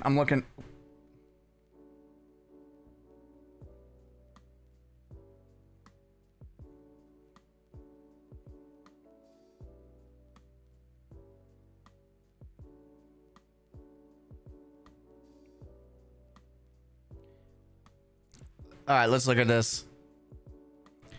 According to Sony's PS5 weekly player count beta feature, Call of Duty Black Ops 2 reached 5.25 million weekly players on PS5 in the US this week. The original Call of Duty Black Ops also saw a huge resurgence, reaching 1.9 weekly. Yeah, I mean, let's be honest. I didn't expect I love Black. I'm not going to shade. I love Black Ops 1. I have fantastic love for Black Ops 1. But Black Ops 2, in my opinion, is much better. I like Black Ops 2. It is futuristic, not really completely, but it had, like, it was such, like, when we look at of like upgrades from a series, Black Ops 2 is the perfect upgrade from Black Ops 1. By the way, a lot of people aren't playing Black Ops 1 because there's a lot of bugs and stuff that still exist in the old game, and that upsets people. But Black Ops 2 is a perfect example of an upgrade. All the other Black Ops, in my opinions, have been downgrades. I've not played a new Black Ops that I'm like, this is the successor to Black Ops 2. I'm getting the vibes and none of it ever feels that way to me. I honestly don't pirate because I have karma issues, but I think it's enough. Oh, well, I have no problem pirating something that I already own. Digitally, right? It's like paying for a picture and then copying pasting that picture. Like, right? Listen, you paid for the picture, then now I'm going to copy a version of that because I paid for it already. Now, it's different when you try to sell that copy, right? If you try to sell it or, you try to give it to someone else, that's a different story, right? You have grounds of argument. But if you already paid for something that's digital, who cares if you have another copy of it? In other ways, that's just me. I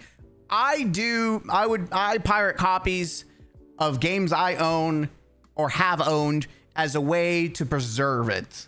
That I know my insurance. It's insurance, it's preservation. That's it. Black Ops, dude, like, it's crazy that it is popped off. It's funny. I think there's been more excitement for these old games than the current Call of Duty series. It's been fun, man. It's fun. Even if you're not good at it or you're just dog shit. I'm an unk. I can pop off, but I'm still an unk when it comes to Call of Duty. Like, I gave up trying to be good like years ago, mostly because I don't play arena shooters dedicated anymore. Like, I just play looter shooters or RPGs or, you know, other games, right? But it's still good to hop on and play some of the classics. It's a good fucking time. So yeah, it's kind of funny that we've got there.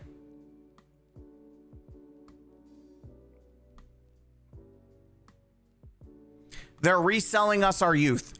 Here's the deal, though. It's so scummy. It's scummy because they're not actually making anything new. But honestly, the new stuff that they are making that's more expensive is ass compared to the old.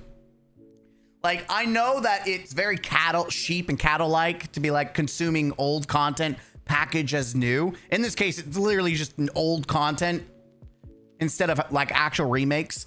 But I generally am okay with remakes if it's something that you like. You can go and play Halo right now, the classic, but I'm okay having a more modernized version of the classic.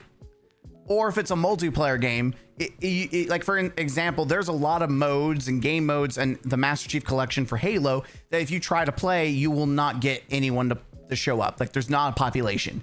So I'm okay with remakes of like, especially PvP games that are good, that repopularize the game, that bring it up, you know, make people actually want to play it again. Black Ops, like if I go try to play Black Ops on anything else, even on Steam, I'm going to get cheaters, hackers, you know, probably viruses. It's just not the same. You're not going to get the vibe that you're wanting. Now, how long will this last on PlayStation? I don't know, man. Also, I hate that I need to catch that Discord notification so I can silent on this computer. But I would rather have repackaged, you know, nostalgia games than the new shit that's garbage. That's more expensive. I'd rather spend $40 on a remake than $100 on a shit stain. I'd rather something that I know I've liked and enjoyed, and that rather than shit that I don't like. I don't know where other people like. I don't know or quite understand like where the wider gaming audience is on that thought process. I don't know. I don't know if I align with everyone or not. Let's see.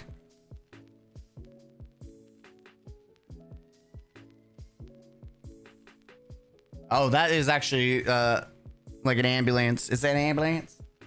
It's something. There's sirens going off.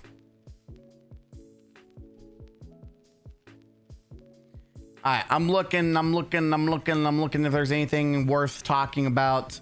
I don't necessarily see anything popping up for us to check out. So with that, I think maybe it's time to move on to some Warframe. We've reacted. For me, it depends on how the old games like FF7 remaster with updated graphics and smoother gameplay I'm willing to pay for.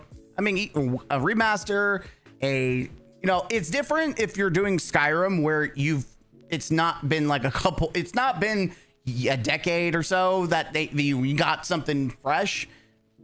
Skyrim is ridiculous. Last of Us is ridiculous. The Dead Space remake, perfect. Resident Evil 4 remake, while they did remove some content that I'm upset about, overall was a great experience. Perfect. Those are perfect examples of remakes done right, even though they do have flaws. I think the Dead Space was perfect. Like, they didn't remove anything. It just brought it up to par. Fantastic. Like worth the buck, right? Situations like that, I think are fine. But Unfortunately, we don't always get that. All right.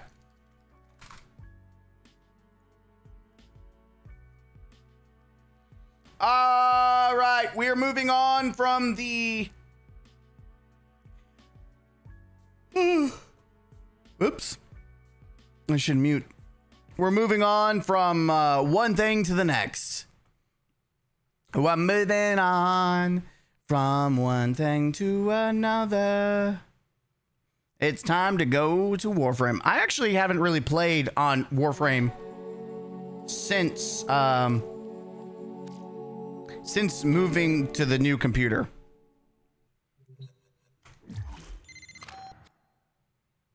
All right, let's see.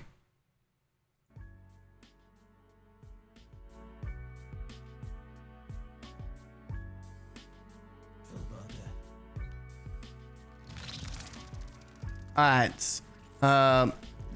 You need to change this. Here we go. A remaster of update. Yeah, we talked about that. So reselling your youth.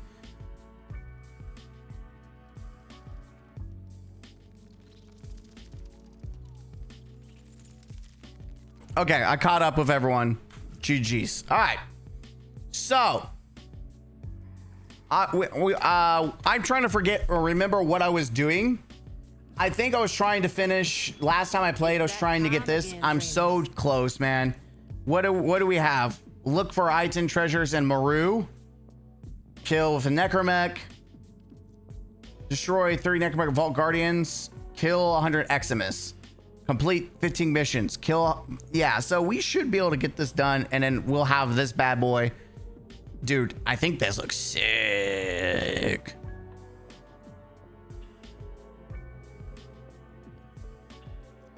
Yeah, once we get done with it, we'll look sick. Let me see. I think I need to change.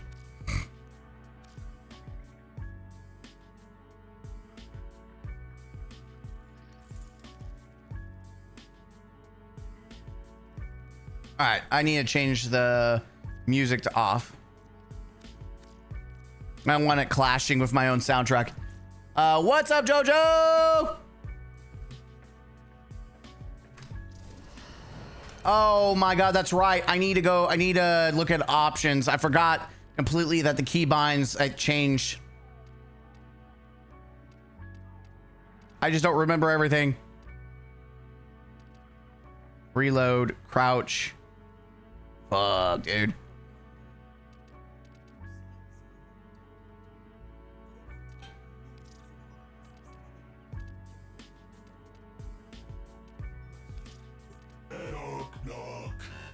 Now, who would be knocking all the way out here? Let's see. Switch weapons. I don't think you should answer that. I know switch. Or is it gun?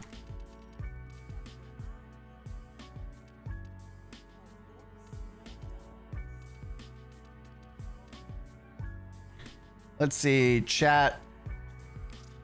I think I put as. Yep. I want to say use. Where's E? Where's my interact button? Let's see. Tab. I'm trying to make sure I set everything the way I want it.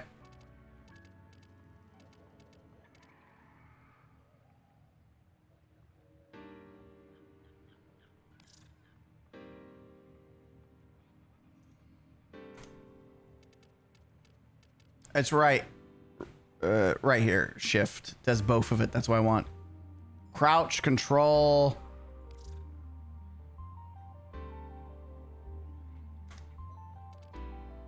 Oh, there's no fucking way it actually took it. Fuck! That's not what I want!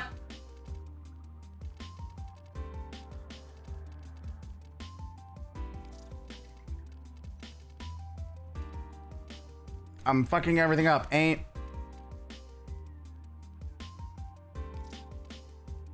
There we go. Reload.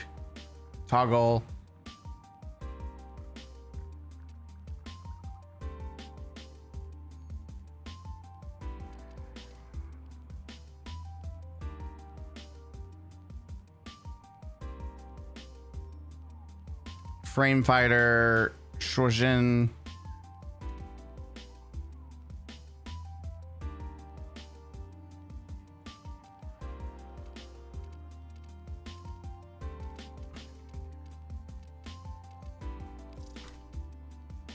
E for, because I like being able to do it easy. Context action. F. Switch weapon. What do you want me to do?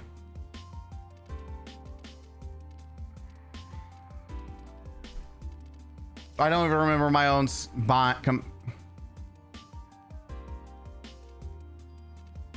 switch weapons.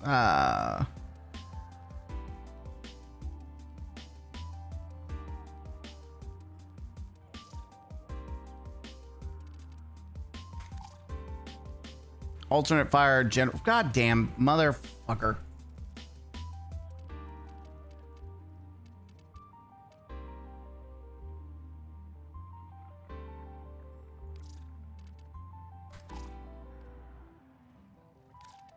Switch weapon. Fuck. I don't even remember what I did to switch.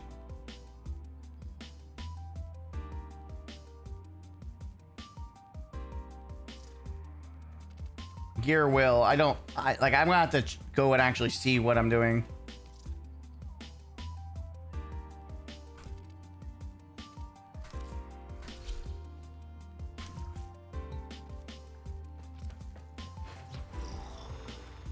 Yeah, the movement tech is correct.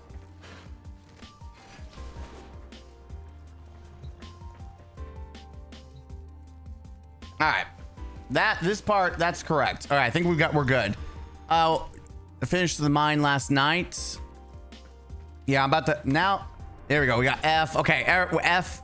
So we have 15 hours to finish Barrow's 10-0 relay, and I need to get a shit ton of shit. So we're gonna farm our ass cheeks off. And try to get as much as possible.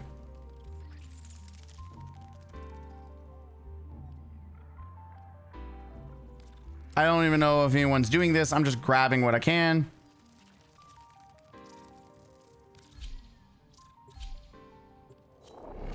All right, this is what we're gonna do. What's up the last time I checked? Hello. Well, we talked about the Joe Zigler being jumping ship. We talked about that. We talked about a bunch of other stuff too. There you are. I think it's time to put a collar on you.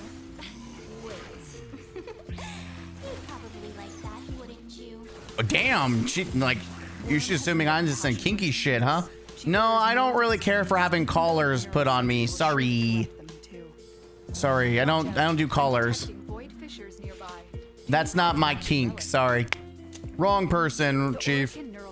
Is attempting to purge you from this place. Stand by for life support. Not my cup of tea. Fisher, defend yourself and use reactant to open relics. Corrupted foes are dropping reactant. Use it to crack open a relic. Keep fighting. Look for more reactant. All manner of Orican technology may work here due to the Circulus's proximity. If you have a necromech, you may use it. Anyone want to do this little mini game? You want to get some mini games on? The relic has been cracked open. It's been cracked. Find out what's inside.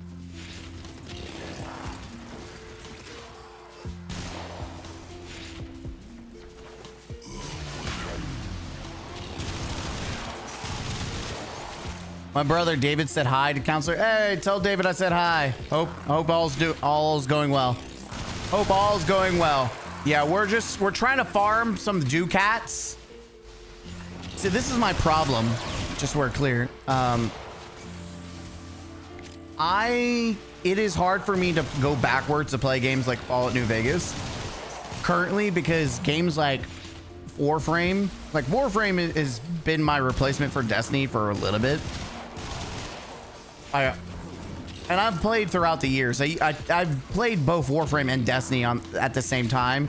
Just I gave more treatment to Destiny over Warframe. Like I put a lot more effort into that.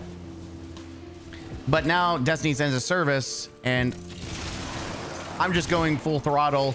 Like Warframe will be my forever game that I play, even if it's just casually.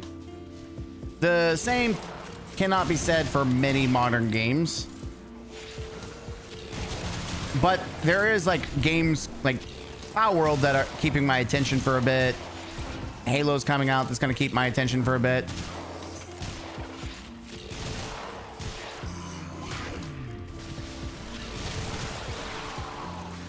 We'll just, and I don't know what the future is going to look like of like where I put my attention at. But I do know Warframe will be something I will always play. Maybe, I don't know like how the streaming will go. Like it's very casual right now. Like the stream is very casual. Do it like even if I'm just chilling and hanging out with people, that's always a good time.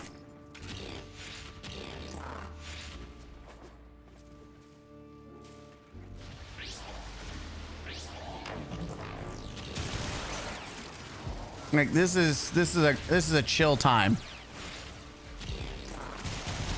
And some people I get that some people don't really care about Warframe, and I get that, especially if you were a diehard Bungie fan.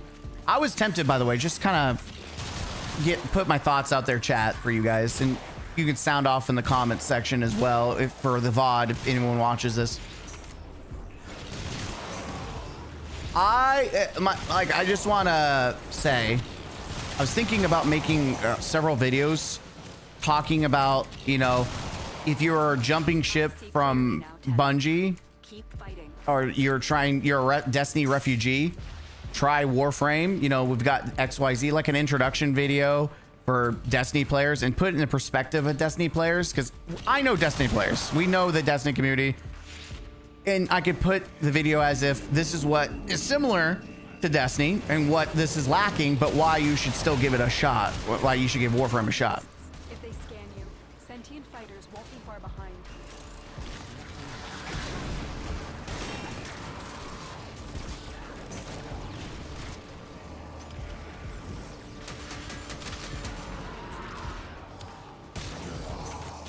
I was thinking about doing that, and then, you know, Once Human is coming to consoles next month, and so I guess I will move on to that.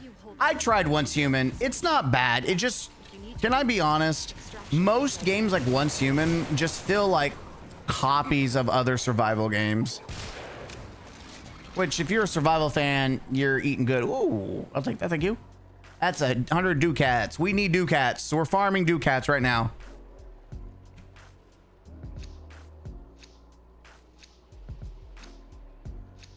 There's several mods that my ass needs to get.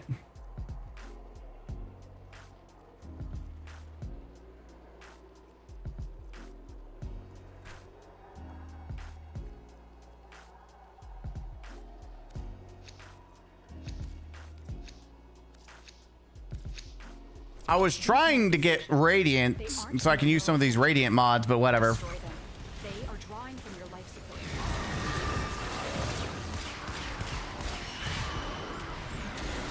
I know that these assholes get stronger if you don't kill them.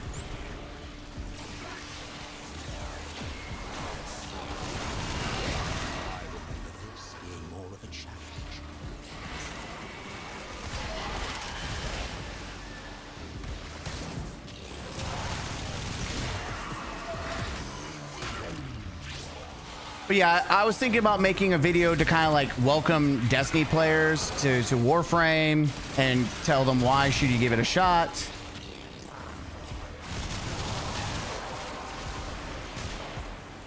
That's it. You opened the relic. Finish your mission and we'll take a look inside. That's just my thoughts. I still don't like have a script or anything like planned out. So we'll see. But I feel like I'm gonna try to do more content for Warframe. The problem is I don't do builds. And I'll probably start doing more Warframe reacts. And I want to do like more positive style videos for Warframe because people seem to really like that, by the way. Like some of my biggest videos have been me talking about Warframe. What happened while I was asleep? TN, Joe Zigler has quit Bungie and his position at Marathon. He's no longer at Bungie. He's walked away. Joe Zigler has jumped the Titanic. Yeah, Joe Zigler, the main guy that tried to save Marathon, that guy, he's gone. He jumped off the Titanic. Also, something that I want you all to know, like I said, my goal is to actually do edits, but it's going to be like short video edits where I actually use the green screen. That was my decision, is that I always have like, the problem with me is I am a visionary. Like I've always been that guy that you have in your group, even all the way back in high school, that comes up with some of the best ideas. Like I can come up with some of the best ideas that you could for anything. But the problem with me is I am the worst person to try to innovate it. I'm the worst. Like I can give you ideas and someone else has to be able to put them into effect. Like for instance, I have so many amazing video ideas, but I just lack the skills to edit them or make them become a reality. Like I want you to know some of my brutally honest reviews, they are good, but they would have been 20 times better if I could like actually put them into effect the way that I envisioned them. Which says something, because my brutally honest reviews are some of my most viewed content.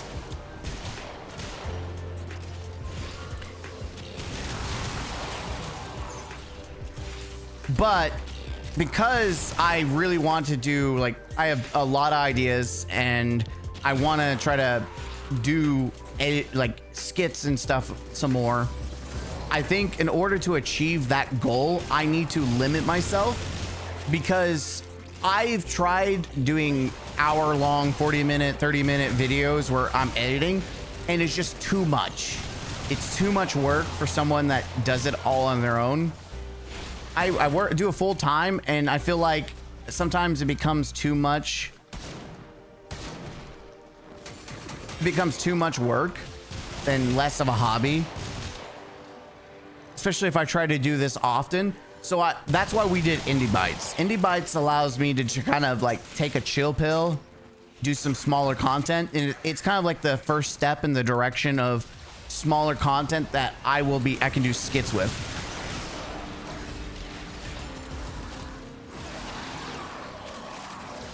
Obviously, I haven't started that because we're still like, I'm still waiting for everything to come in, and I'm still, you know, reorganizing.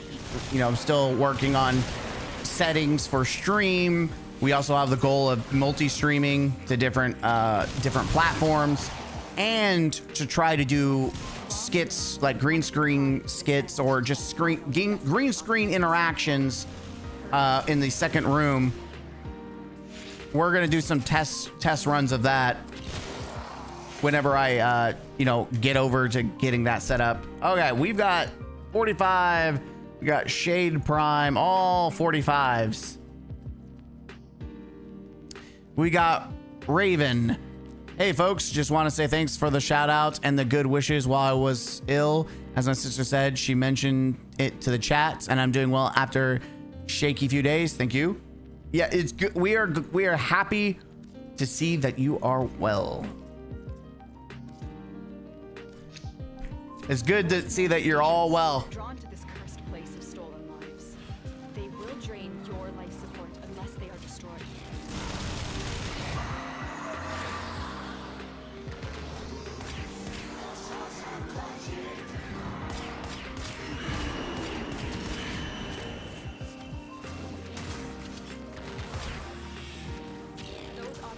are scanning for targets. All right. But yeah, that's my general goal, chat. Is I do want.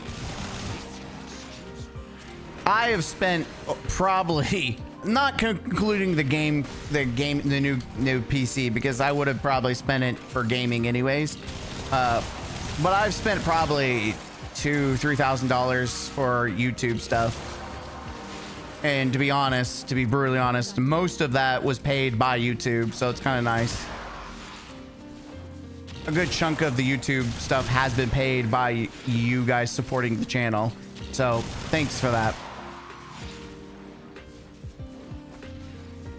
Like, you guys are rock stars, and supporting and watching the ads and sharing and commenting on the videos gives it more of an algorithm boost as well. Most interaction, even negative interaction, has been massive for the impact of the videos. How goes the farm? We got 100 ducats so far. I'm trying to get more so I can buy all the primes I have yet to get from Barrow, so I'm caught up finally. Like, we're doing the thing. Like, we're farming Still Path, yeah? I think this is Still Path.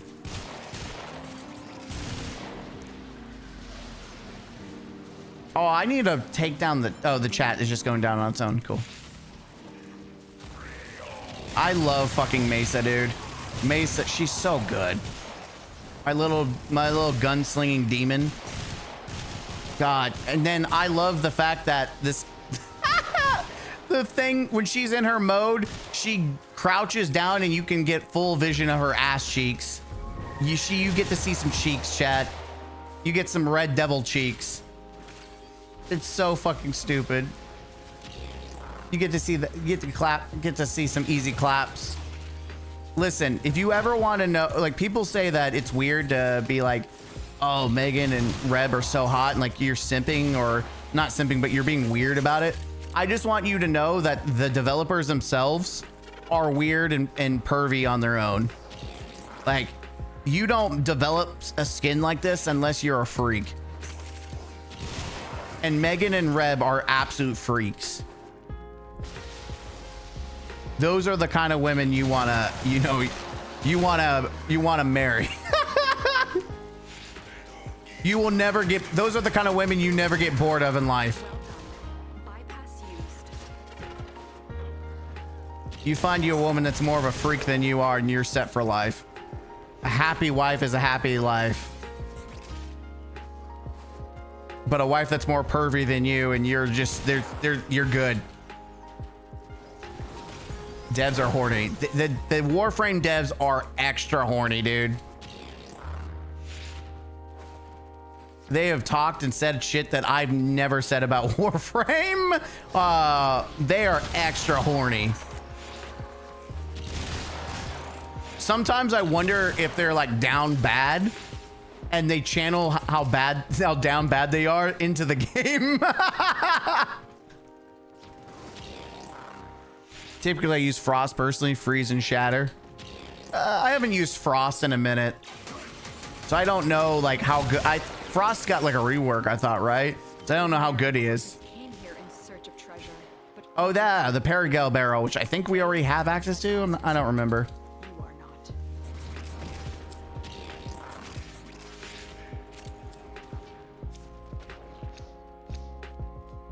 Oh, okay. Well, I mean, we keep getting 45ers, so that's not bad. We keep getting 45s. If we keep getting stuff like this, I mean, 100 is better, but I'll take a 45. I'll take a 45 any day, baby. I'm not target farming anything, mostly because I'm just trying to get stuff. I'm just getting ducats. These manifestations must not be allowed a foothold on Lua. Life support is at risk. Destroy them.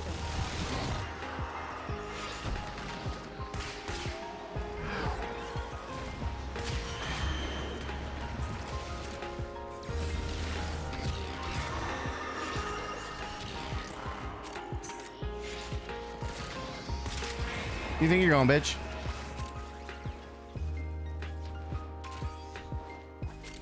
I need to work on my operator. The next thing that my ass needs to do is work on operators. Like I really gotta fix, like, make like amps, and I never finished the rebellion like upgrades and stuff like that. Like, I've got to do all that. Are you struggling to kill these guys? What the? I don't understand why this asshole has to be away from everyone. Like, what is your deal, dude? Why the fuck are you across the map?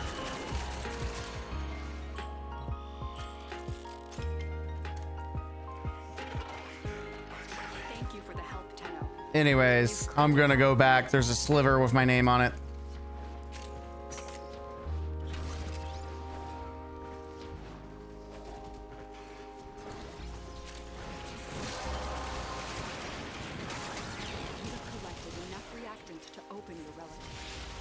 Yes, I did, baby.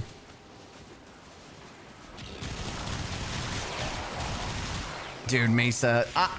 So I fully remember why I don't use Mesa often, or I stop using Mesa, is because she's too good.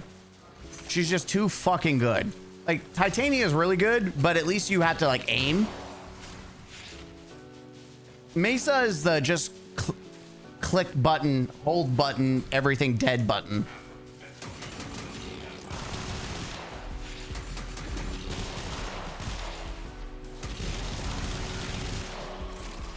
Yeah, there's like it's not necessary to do anything with Mesa. Just build her, hold her button, and everything fucking dies. Minimal effort.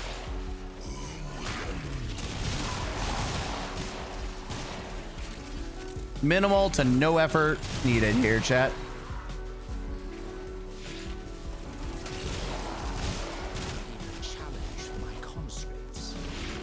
Challenged by conscripts. So I think someone's playing Uriel.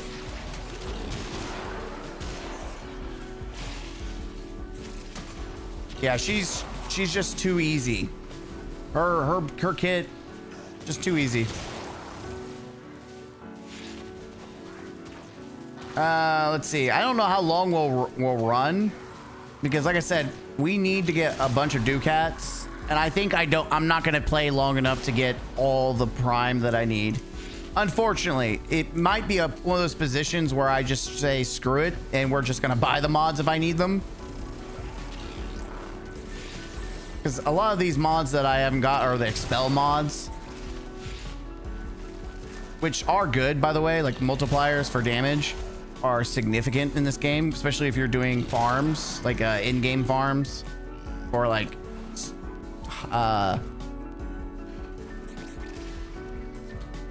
you're just running constantly.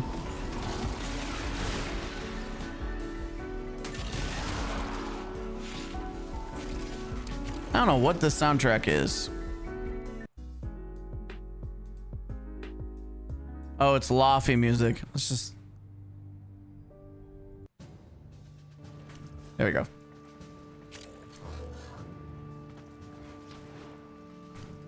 I like... Kept you... There we go. We'll use that. It kept this hidden for you to find.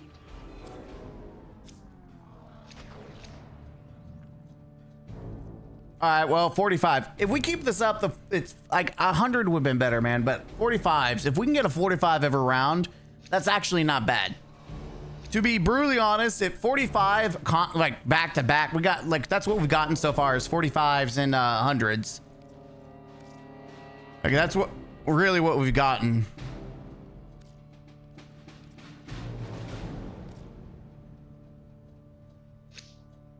Tenno. No! And it craves our life support. Like, right now, I think I've got enough to get like 1 or 2 mods if I sell my shit.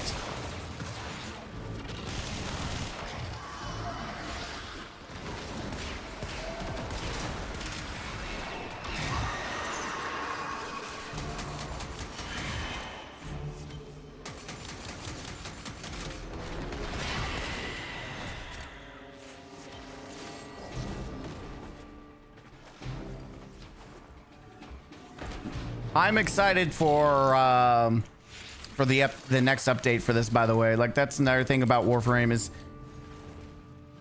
I have not been excited for Destiny updates for so long. And that's something that, you know, like I said, I want to do more Warframe for the channel, like, which the Warframe stuff, like, I want to say thank you to everyone that supports in the Warframe content.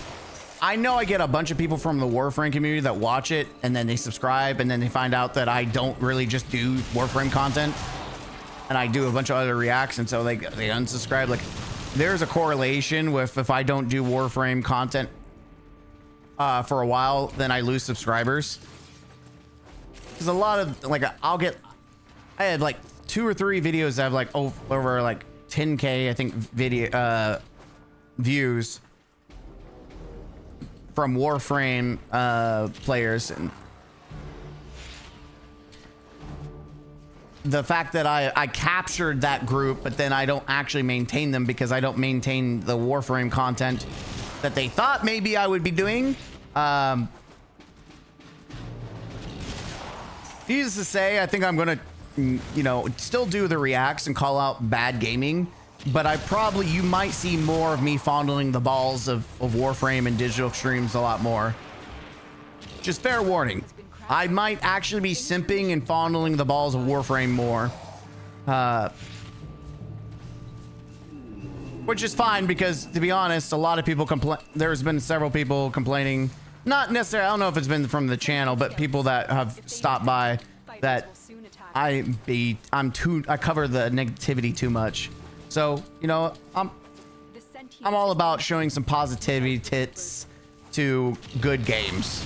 Like Power World, like we glazed the shit up Power World. And I glazed the tits out of Black Ops 2. Even though it was a old game coming back, I love Black Ops 2. I run capture and exterminate missions for relics. I'm subsuming Naren's ability into Frost Fort. Naren's? Naren. Who the fuck is Naren? You mean Orion?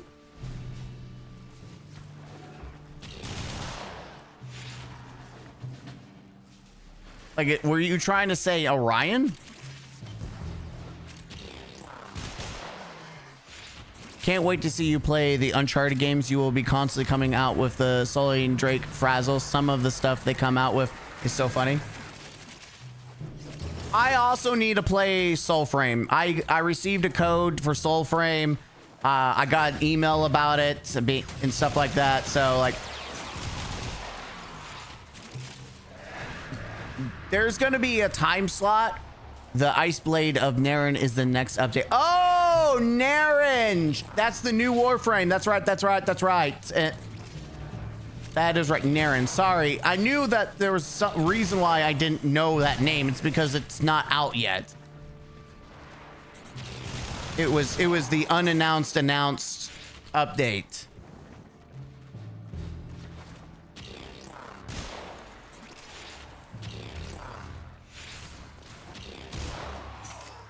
We'll see. I'm interested to see. It's also interesting, like, they're starting to do duplicate elements now. Like, now there's 2 ice Warframes. So does that mean we're gonna have, technically, do you consider Nezha a fire Warframe like Ember? I mean, I don't, even though it has Firewalk. But it could be we actually get, you know, full on new elements. Like, we get another version. Instead we have Vault, we have another electric Warframe, another fire Warframe, another void actually, I think we do have multiple void Warframes. I could be wrong, but I'm okay if they want to do different Warframes for types that are already covered, like a different version of Mag, new Atlas. Actually, technically we already do. It's the cement block guide. Korvax is technically another Atlas. You could argue that they're similar in the extent that they both deal with, like, rocks of some sort. Cement is hard, but Alice punches harder. All right, what do we get? I'm telling you, if we can keep this up, I will be happy. 45s across the board, man. Give me 100 for sure, but 45s is so much better than 15s. This is like this is a efficient farm right here.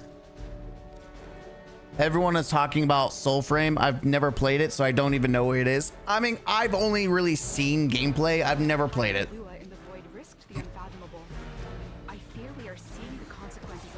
Oh, whoa, whoa, easy buggers.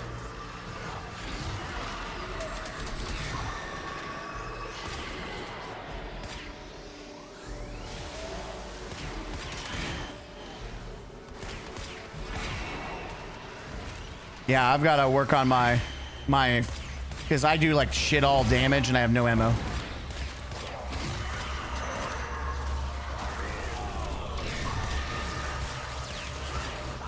Look at this. This gun sucks dick. I got nothing upgraded on this.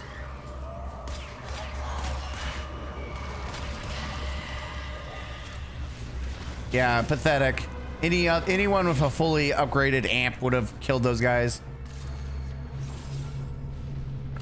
If there's one thing that I have zero like understanding is the operator and how to build them. I've seen crazy builds where people are walking around soloing Steel Path with just their fucking operator. And I'm out here like struggling to kill one little dude with a fucking pea shooter. It's embarrassing.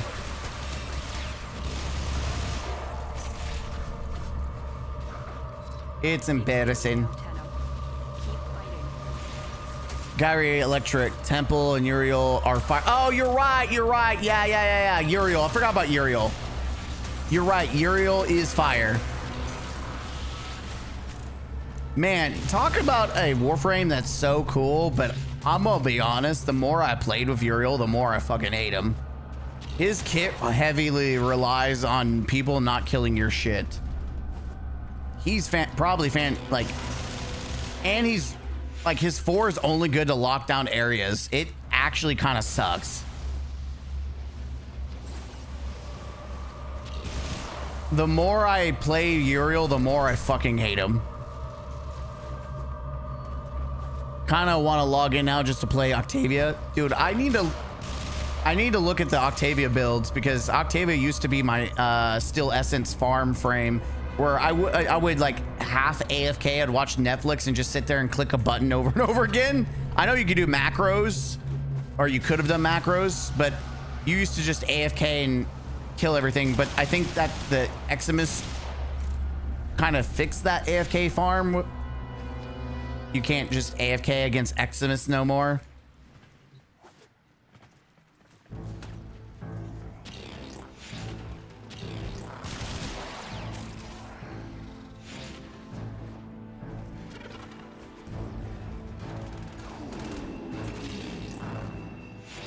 Where are all the enemies, bro? Those oculists are scanning for targets.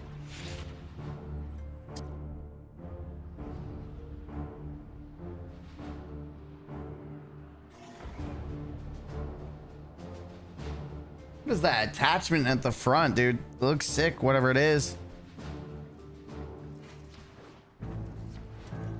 Yeah, where the fuck are all the enemies at, man?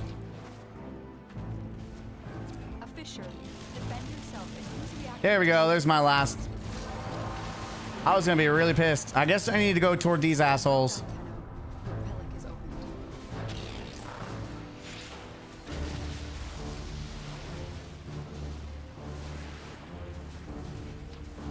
But yeah, there's a lot that I need to still do in this game. Like, we're MR30, and I really kind of just been passively doing that and grinding the weapons for that.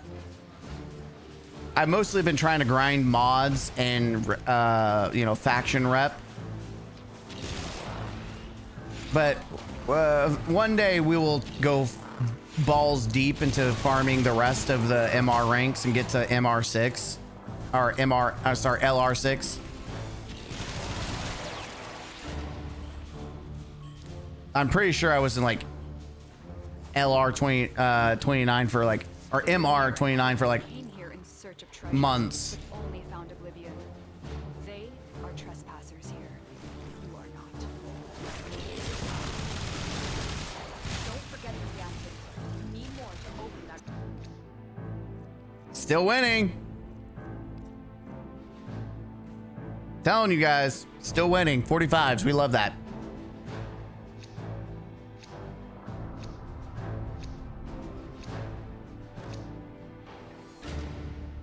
All right, what's everyone choosing? All right, we're still going. We still go. We keep farming, chat. We're doing pretty well with these, man. Manifestations drawn to this cursed place of stolen lives. They will drain your life support unless they are destroyed.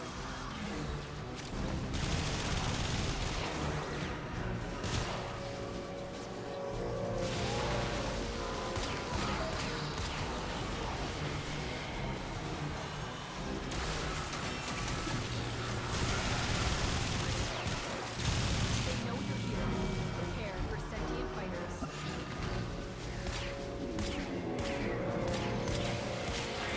Get the fuck out of here, bitch.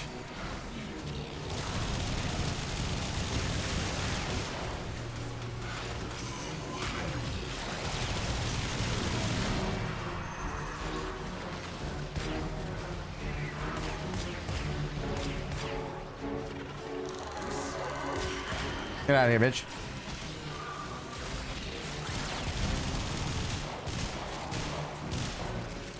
Yeah, eventually I'm gonna get to the point where we actually upgrade our shit, Finish your mission and take our operator and whatnot. I would also like to focus on, my goal is to get every prime that currently is in the game combat ready. Like actually min-max every version and have multiple guns on standby to use with them. The problem is I have not put that much time into Warframe to have everything, you know, have every possible build covered. I do have like some standouts that I like to use, like Titanic is my #1. Messa's good. I like Neja.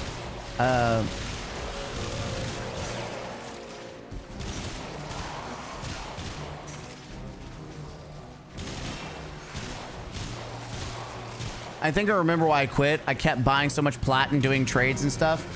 Well, I mean, if you do what I'm doing, you can sell these parts instead of doing ducats. Like I'm farming for ducats, but you could legitimately sell this. Like I have almost a full set of like a Warframe that I can sell for like 70 plat, which then you could use to go buy mods or you could trade for other Warframes.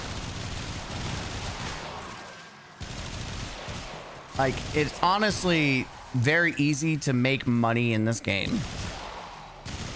The thing is you have to play the game. That's the key. You have to play the game to actually, you know, benefit in the game. I know it's a concept that's crazy. Crazy concept. You've got to play the game to, you know, benefit in the game.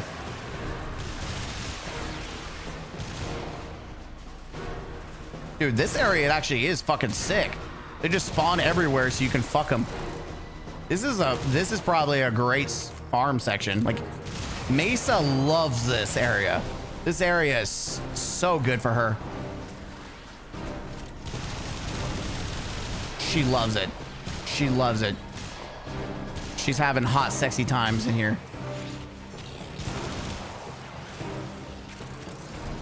I still don't have my mech unlocked. I think I'm missing a few steps. The mech is really fun. I helped my best friend get the mech. Oh, I need to go message him saying is he still farming?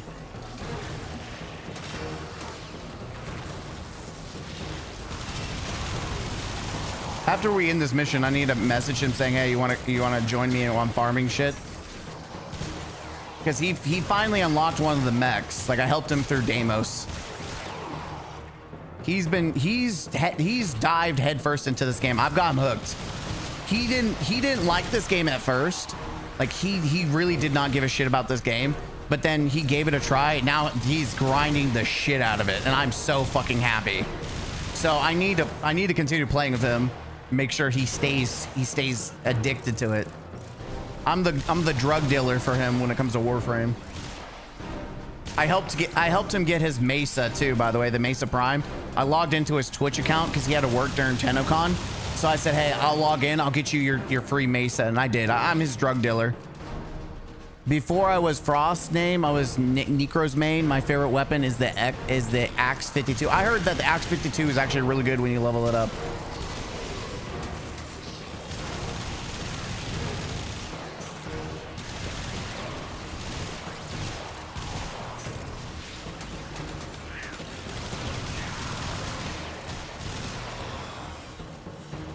I don't think this is Steel Path, but it's whatever. I would farm Steel Path for Steel Essences.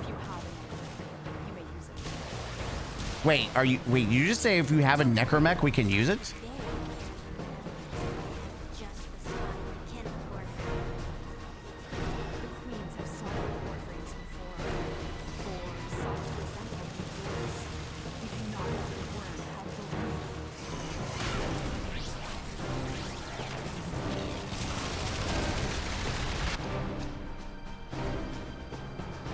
There it is.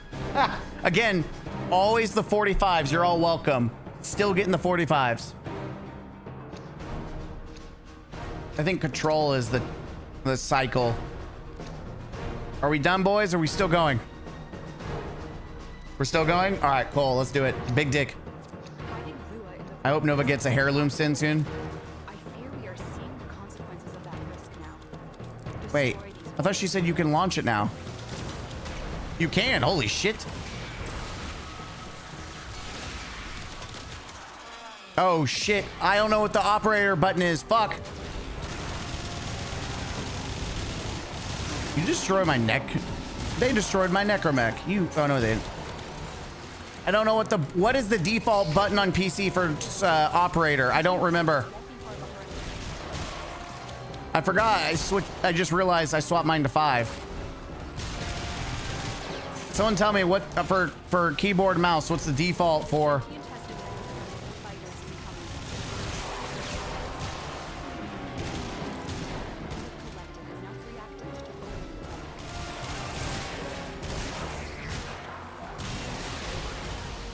I'd say if you're doing endless Omni Fissures, then do Void Cascade when available on Steel Path. Arcanes go crazy. Oh, I've yet to do those farms. I want to, because I've heard that they're very good. But the problem is we just have today to farm, because Pharaoh leaves tomorrow.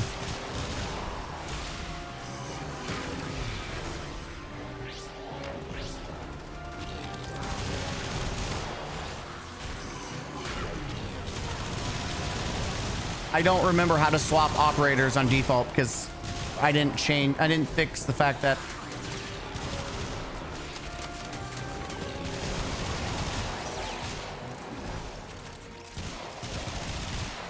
I wonder why those guys left. Either way, I'm able to solo this area myself. I wanted to play with the mech though.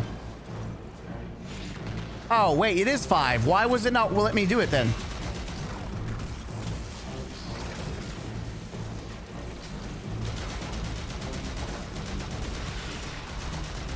I don't think my mech is suited for this, by the way. I have not leveled it up since I made it. Oh, it got fucked, dude. My mech got fucked. Yeah, I need to go back and redo my mech. That's sad. It got destroyed. The mechs are really cool, but apparently it's been power crept. It's no longer the goat. Mech no goat, it get dead. That's cool that you could use it here.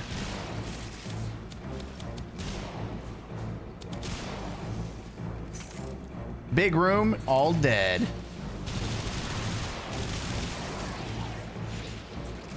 Yeah, that's the nice thing about Mesa. She can literally hold her own. Literally destroy everything, no issues.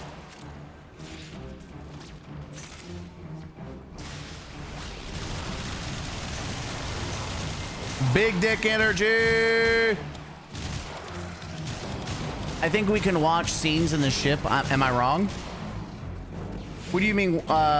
You mean watch the story? I don't know. I know you could replay You can replay missions. That's 100% thing you can do. I don't know about cutscenes. If you can rewatch cutscenes, I don't know. Yeah, I would do Cascade if I knew I was like. Honestly, like I said, I've been farming. I've been doing a lot of Destiny raids. Like I've been farming the shit out of King's Fall recently.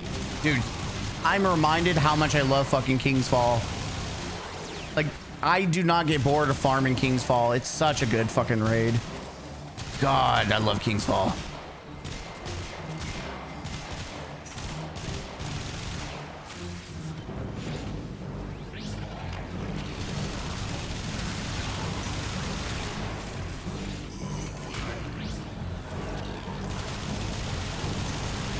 Old cutscenes? Yeah, I don't know. I've never tried to watch old cutscenes, to be honest. I'm gonna go for the sliver because I want all the material that these guys are making, apparently. I wonder if they're making their way to the exit too, is what they're doing. They might be farming near the exit. Oh, they're back here. Wait, is this a circle?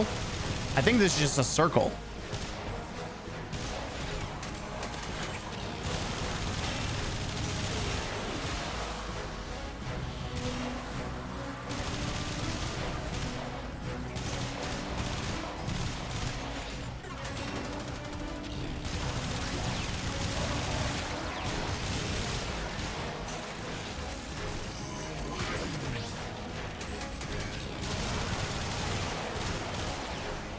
Nice, we got another one. Another one. I mean, we're doing pretty well at farming. Like, nothing's really that hard. If this is still Path, I don't know if that'd be a different story. And it continues on, ladies and gentlemen. We keep getting the 45s back to back to back, baby. 45s back to back to back.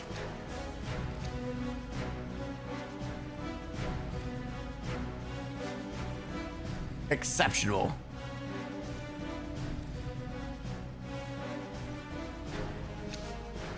Yeah, we're killing it, man.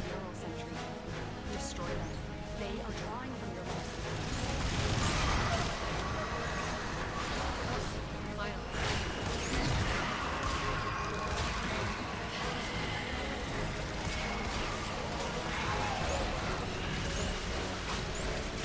Yeah, my operator getting his shit pushed in.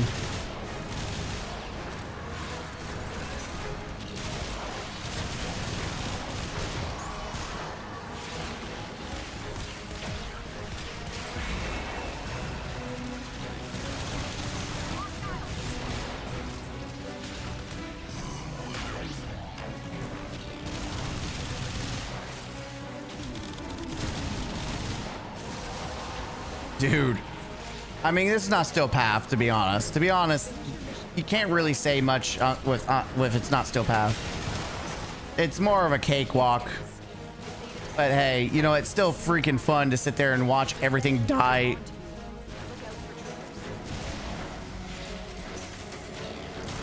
But when it comes to opening relics, like we're getting quite a bit. We're getting quite a bit of like ducats. We're about an hour in. I think I will stop at an hour if we keep going. I will stop at an hour. Just so I can go, you know, take a mind break and go get something to drink. Plus, yeah, that's my goal. And then we go see what we can buy from Barrow.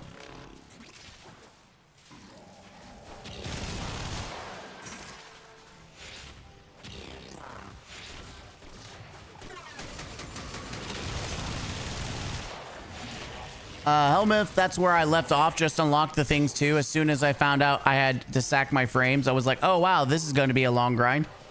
Well, it's not bad if you have the Prime versions, but yeah, if you did not get Primes and or you deleted your or sold your used Warframes, yeah, it kind of sucks. There's like 3 Warframes I have to regrind all over again that I had sold for Glimmer to make space. Glimmer, it's not Destiny. Credits I had to sell.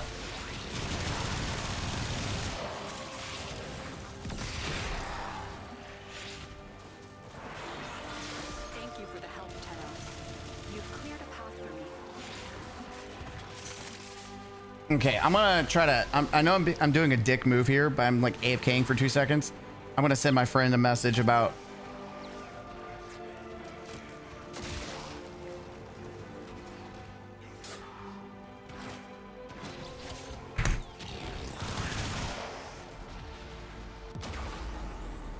Fuck, I'm just gonna sit there.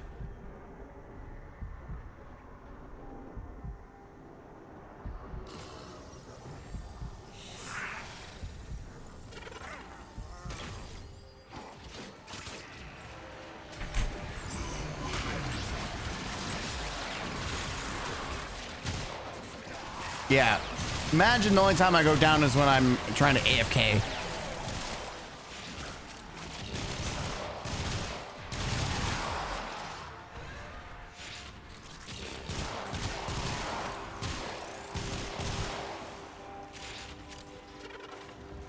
I just messaged him to see if he plans on getting on. Because he needs more mod. He needs a lot of stuff. Like he needs to grind out Barrow. So if I can get him to play with me, I'll have him play with me.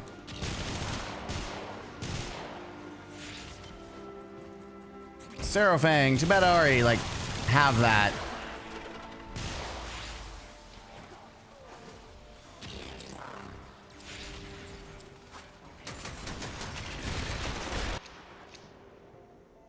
Oh no, oh no, GG. We broke the trend. We got shitty 15s. Fuck. It's over.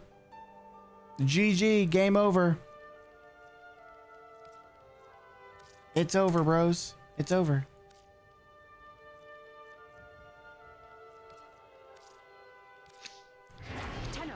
The void has summoned a new presence, and it craves our life support. GG, it's over, man. Manifestations. The run, we had the run.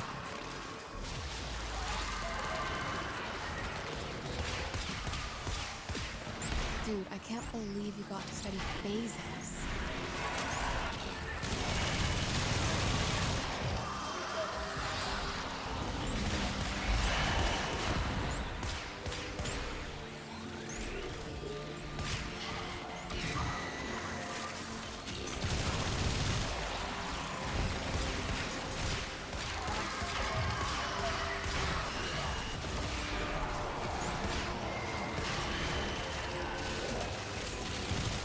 All right, at least we got those assholes dead. That's it. You opened the relic. Finish your mission, and we'll take a look inside. I need to figure out what the fuck the thorax is meant for. I'll be honest. I need to figure out what the hell that thorax is, what the currency is supposed to be traded in for, and where it goes.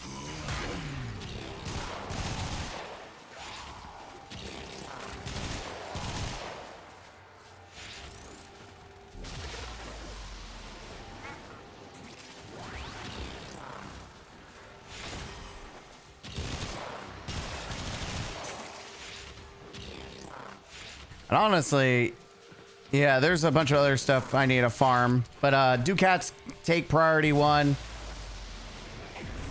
And then once we're done with that, it's gonna go back to grinding, I think, reputation for other aspects to get new guns.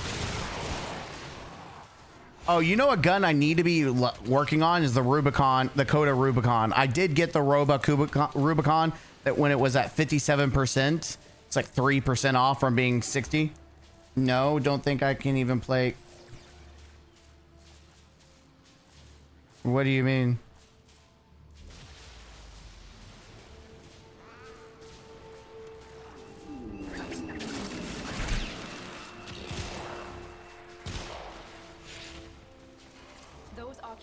are scanning for targets.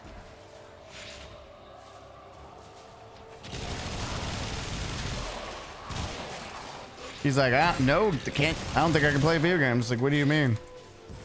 The sentient has detected you. Fighters incoming. See what the heck is going on. Oh, he smashed his finger yesterday. God damn. Oh, damn. That thing is, he sent a picture. Yeah, it's swelled up. I can't believe he smashed his fucking finger. Man down, man down. He can't even play video games. He smashed his finger. Damn.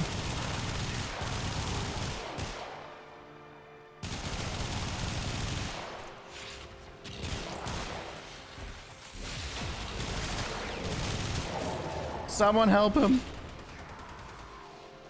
Damn. Ouch. Too bad. In hustling. Oops. Hustling. Doing this is not working out. Hustling. God damn you. Okay, bitch. Fucking die. Where's the fucking Jade of Light bullfucker? Fucking die, asshole.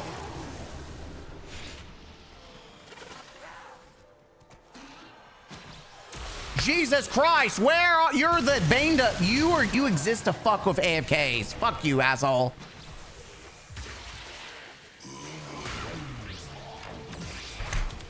I can't even make one text message without your assholes. Fucking die. Damn, too bad I've been rushing to farm more barrow. Where are you at, you bitch? Dude, I fucking hate Jade Lights. I hate them so goddamn much. Fucking die, assholes. Bypass use. Suck my dick. Fuck you, seriously. Die in a fire. Fucking just die.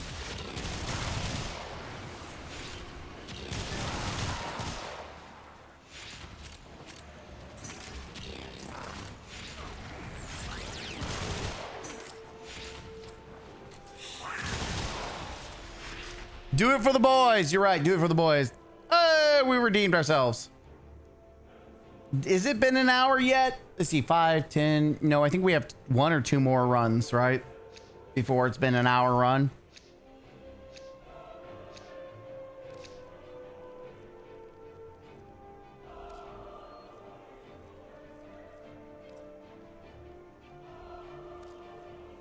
Oh, they're doing no relic. All right, we're done. These manifestations must not be allowed a foothold on Lua. Life support is at risk. Oh, we're at 50 minutes. Okay.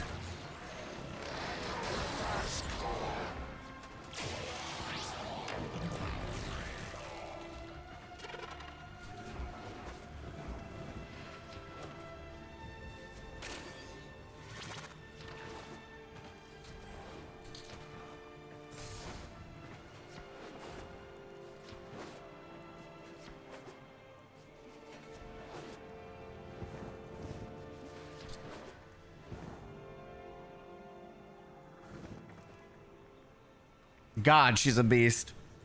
She's a goddamn demon beast. She's a demon.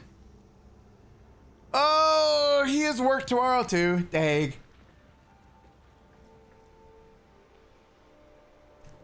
Dang, boys. We tried to get him in here. We tried. We ride and died. We tried. Didn't work. Damn. We tried. Oh, it was waiting on me. Well executed.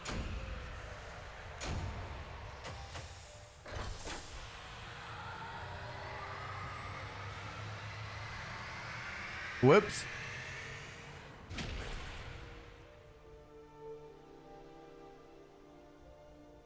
Oh, I'm getting some focus. I forgot I had that on there. Hey, we got our load in. GG's. And there she is. Woohoo! Never doubt your. What do we even have, by the way, for cred offerings here? Yo.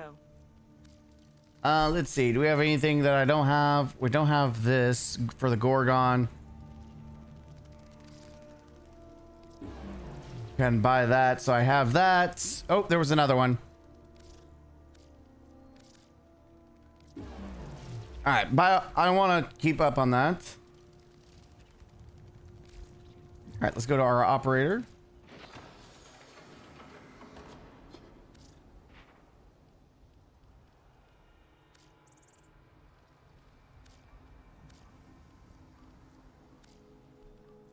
Okay.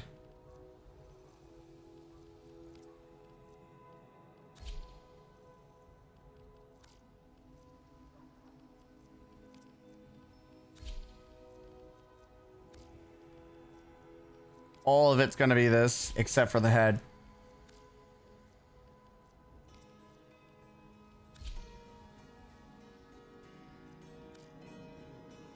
Let's see.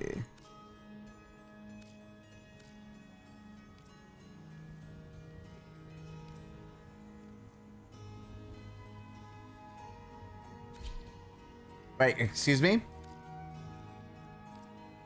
Why is it bugging out? Oh, I hit HUD open. I was like, I don't want that open.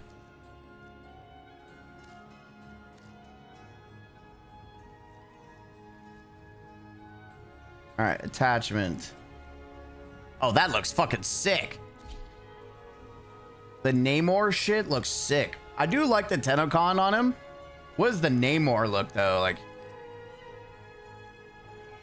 I think that's why I didn't like that. Let's see.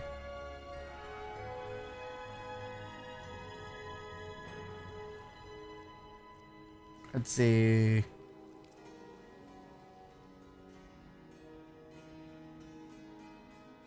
Let's see.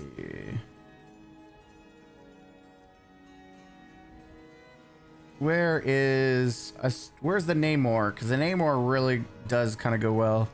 That looks fine too.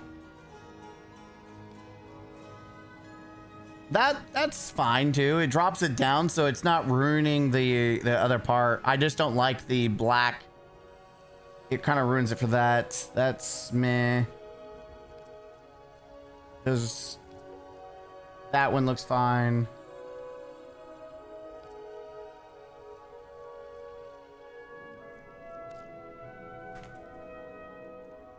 Oh, there's no Namor sides? I thought there was. I thought there were side pieces for Namor. Interesting.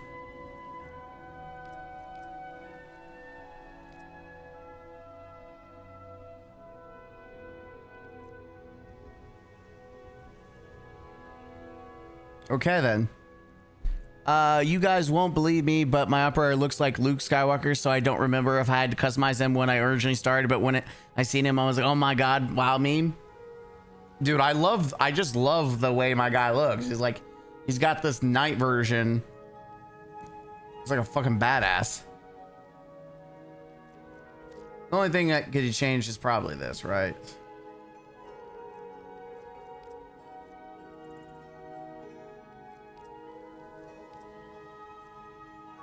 Honestly, this looks sick on its own. This Spirius. Cause it seems like this chest piece is glowing. It looks fucking sick.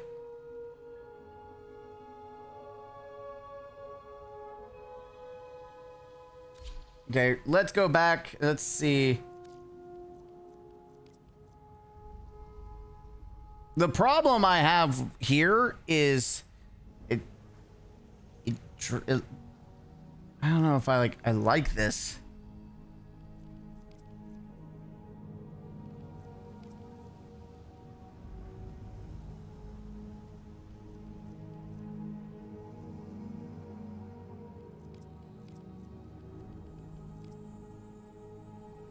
I mean, the Daedalus.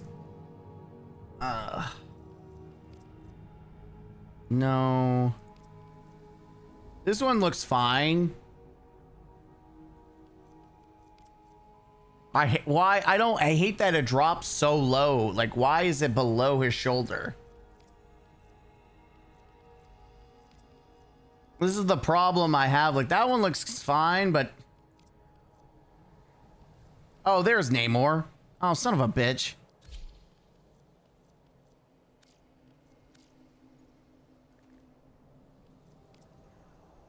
Yeah, that goes well. So we got that. Then I do have the shoulder pads, which are the like the legs. Actually goes fairly well, to be honest. That was Namor.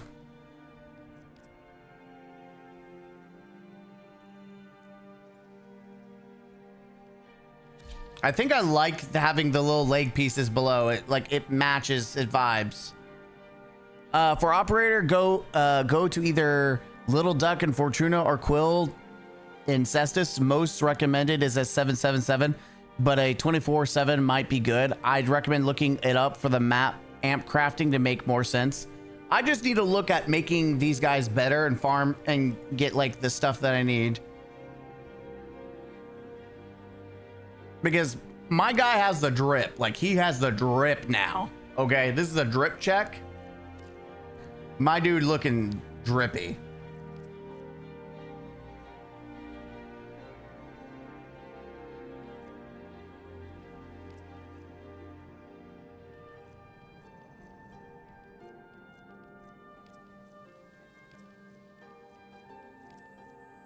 Also, I hate that this is below. It should... I wish it was a little higher. Yeah, not my cup of tea. This one is fine.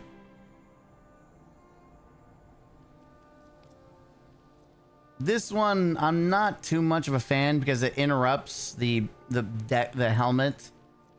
What about you? Still interrupting the helmet. Still interrupting the helmet. Like, it's taking away from the back. It feels like it blends in.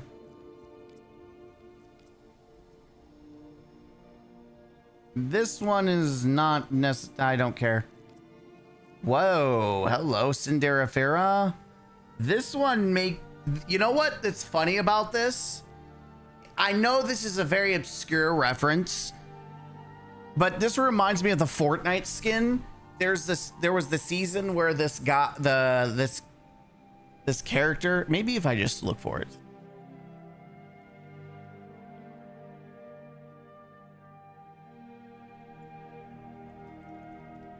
Fortnite.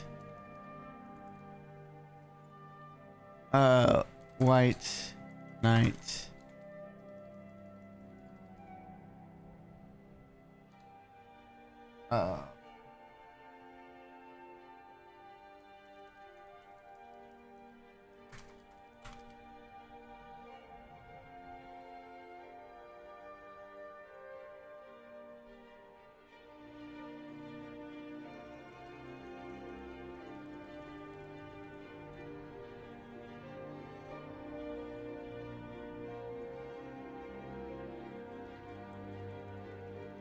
On. I'm trying to find his ass.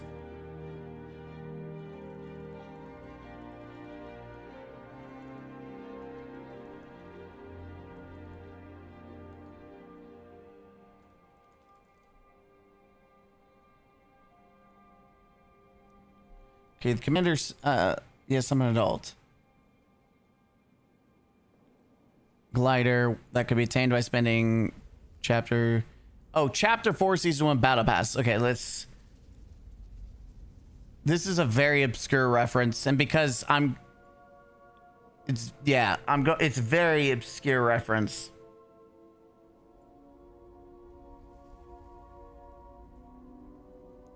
Okay, it's called the Ageless.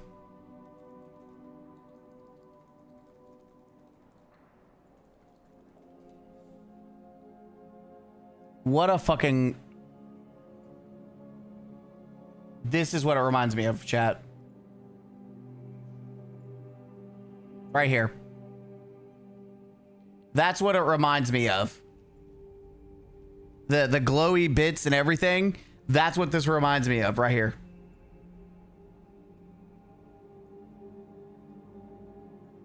Don't tell me that there isn't a correlation. Don't tell me that doesn't remind you. Like, I know my brain just pulls shit out of fucking nowhere, but that's what this reminds me of. There's no way it doesn't, like, the vibe is not the same. I know it's completely two different characters, but damn, as a reference, the neurons hit a little different, okay? The neurons are hitting a little different. Also need to look into arcane mods for your operator. Yes, I do. That would be the Amps, Pareda's Rebellion for mods, the enhanced focus schools. With your select ultimate, I can casually play still path missions with just my operator, and it feels nice. Well, that's what I'm saying. Like, you can do still path missions as an operator, but yeah, I just want you all to know this was not intended because I didn't know that this was gonna do it. But this is the vibe that I get from this ephemera. I cannot believe that that's how it worked out. Now, do I what does this look like? I'm gonna equip it. What does this actually look like? Dude, it's so fucking cool. Like, it's not what I want, but it's still fucking cool. Like, it's got the same vibe. I'm not joking. It's the same fucking vibe.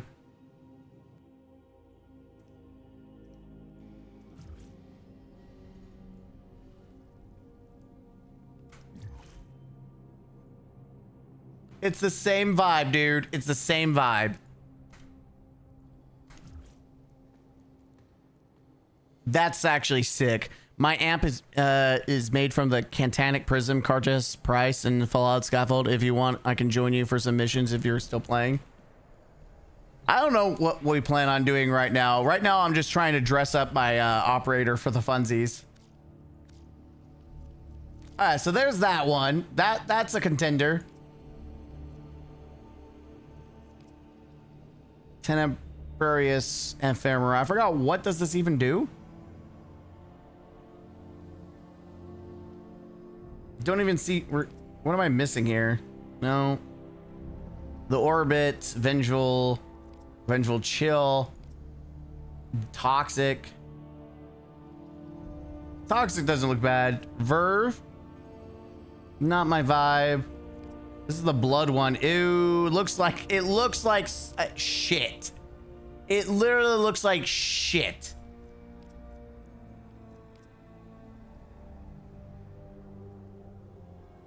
I still don't know what it's supposed to be doing.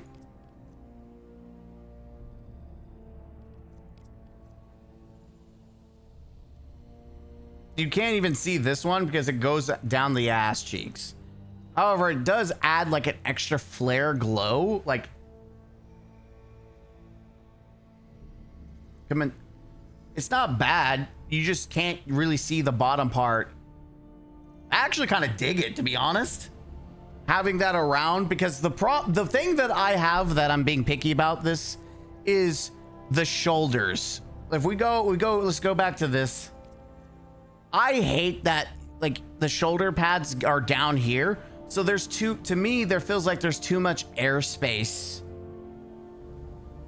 Maybe, like, I'd feel like as a knight, you want like some beefy pads right here, like something here to be paddy. This kind of takes care of that by hiding that vibe, and it does push out a little bit more, making it. I actually want to. I think I'm gonna buy this. Yeah, I think, like, I like the fire too. The fire aspect looks sick. I'm buying it regardless, but what else do we have that we can look at to see? That is going to be a no. That's a no. Sands of Mars. It's a no. No. This is interesting because it's just... It's spider webs, not what we're looking here. No, it's definitely like It's definitely between the one we just bought, which actually adds some definition to it. This one, like this maintains everything but adds some flavor to it, and it's tasteful. Versus this one was fine. The problem is that all the attention is here in the chest for some reason. Like, hey, behold my chest cavity. This one kind of adds like value to it. I just really like this. It looks so stupid, but like I like it. Like it looks really cool. Like everything about this, like even the chest glows even more. Like it's sick. This like gilded knight. It just looks really fucking good. Scoria of a Scoria assassin. It looks so good, man. It just looks so good. I don't know why I like it, but I like it. But this one's just clean. This one's just it's really clean, very safe.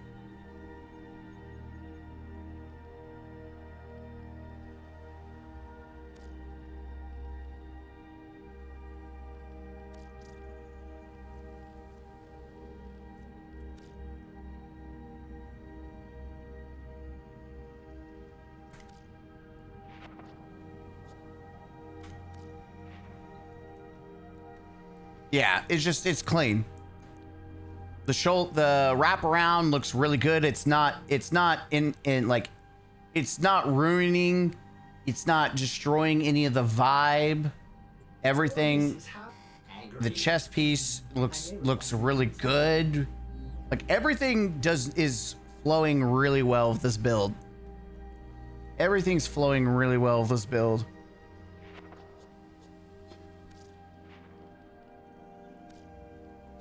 Okay, what about, we're using this, but what about all these other options?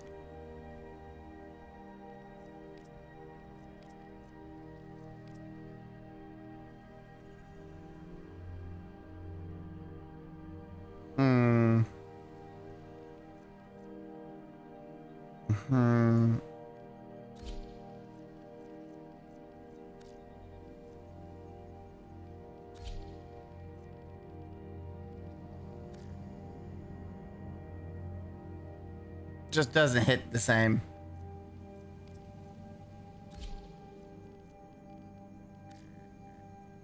Same thing here.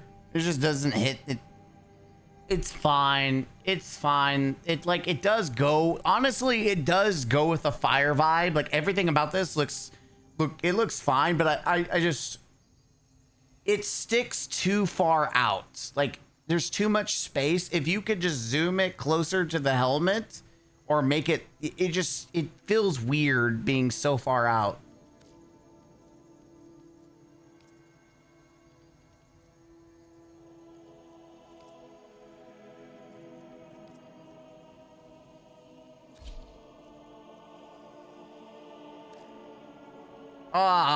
Again, same thing. If you could zoom this, you could attach this to the head.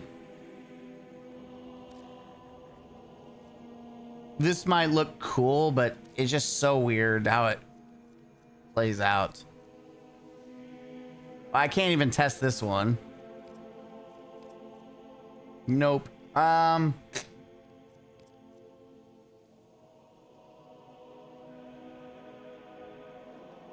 This is Von Bon heirloom.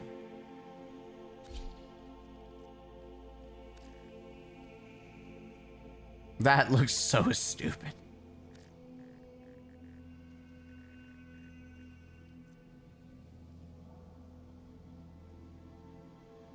If it was reversed, yeah, it just looks stupid the way it is.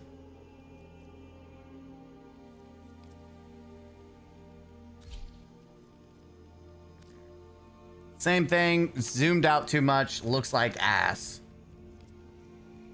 Oh my god, it's so bad. Why?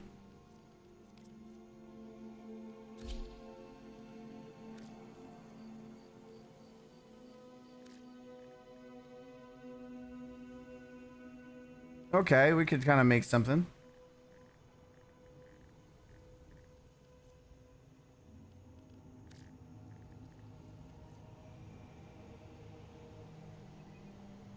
I don't like the futuristic aspect of it. How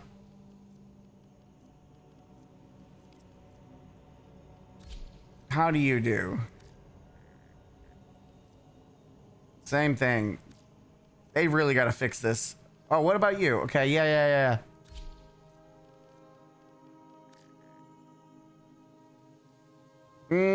It's just too much going on. This simplistic is always better.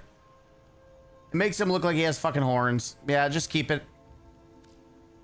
Keep it. Makes him look like he has horns. Madara is my go-to for amp damage. Yeah, I think that a lot of people feel that way, yeah?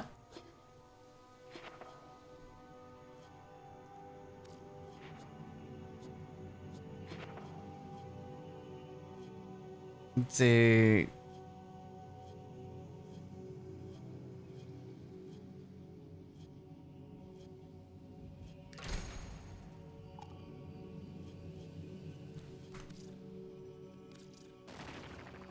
Fully unlock a focus skill tree.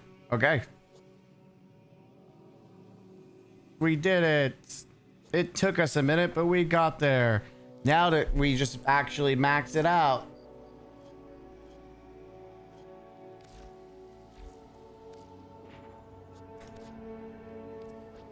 All right, operator appearance.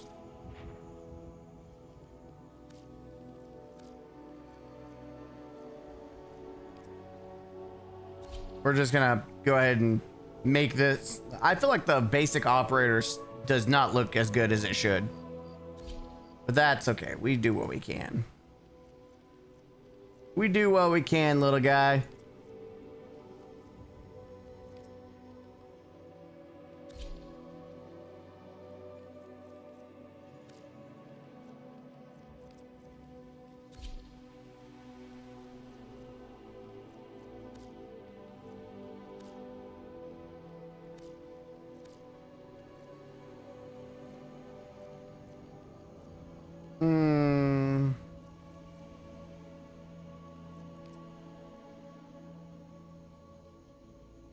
Why? Okay, so this doesn't look good. It looked fine on the other guy, but this looks not good at all. It just it's a conflict. So let's do we're gonna probably do the other one, right? This one.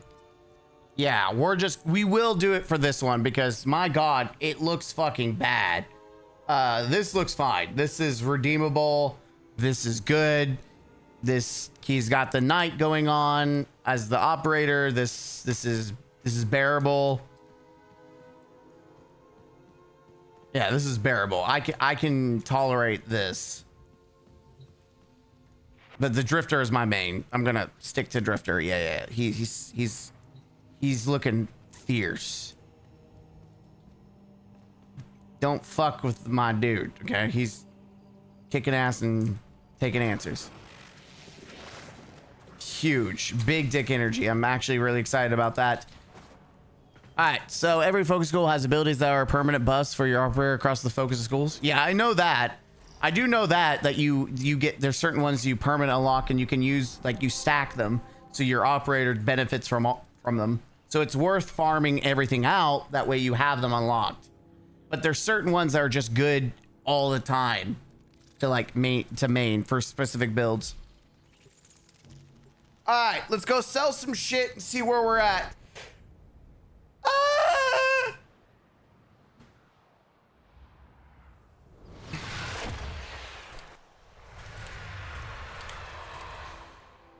Also, there's supposed to be a little mini robot somewhere. They said he's roaming the halls. You need to go get him if he's still even here. I think he's gone. There's supposed to be the Tenocon drone.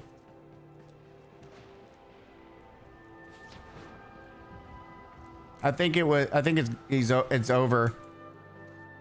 I think he's gone now.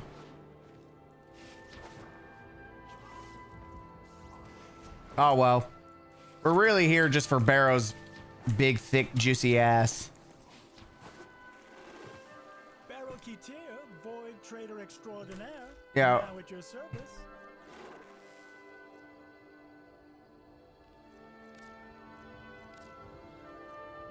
See, I was thinking about selling this. Same thing for the bursting. Like I have 2 of the 3 2 of the 4. Same thing here. I have most of these parts. I have most of these parts.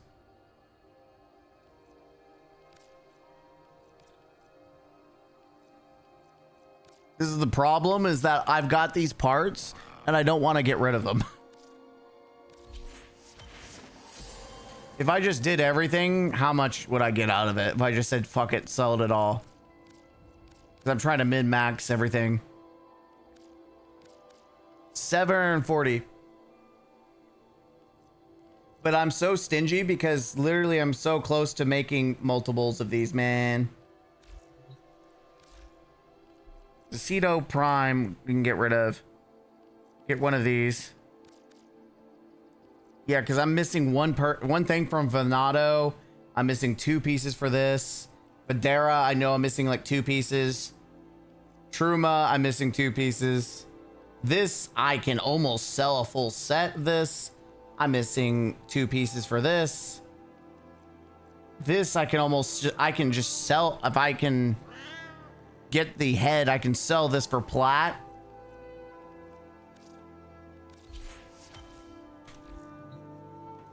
I'm being greedy because I want to sell some of the stuff. Stranger to the finer things. If you like that. All right, let's see what we have, Barrow. What are you gonna give me? Ooh! For you. Thank you, 15K Endo. Thank you. Regular wares too, won't you? All right, these are our mods. There's a shit ton of them.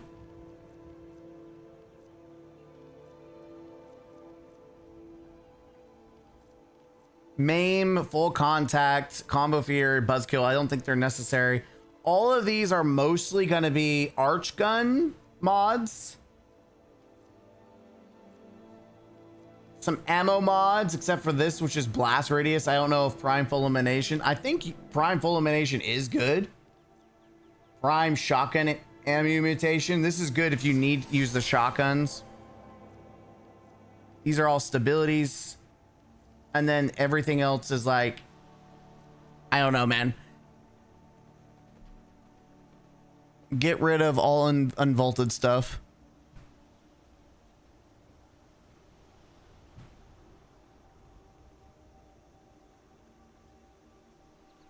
I think the Roomba's gone. I think I missed it. I don't know what to get here. I'm gonna pull up market and just see what it is, how expensive this stuff is. Because I could just sell the stuff I have, like the Death Cube gets like, I think 660, 70 plat or something. And if I could just straight up trade this for plat and then buy it, some of these I will just straight up see if I can buy, like prime fulmination. How much is this going for? 49 plat. Let's just say max rank.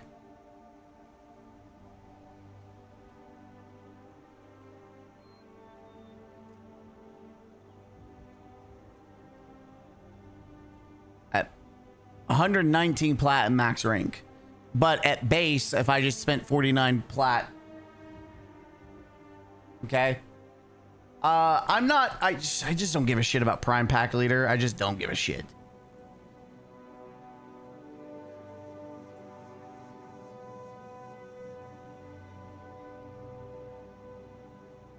I just don't give a shit. Like, I know it's good, but I just don't give a shit. Archwing. Primed Morphic Transformer. 50 plat to buy it. 146 plat to max. Jesus.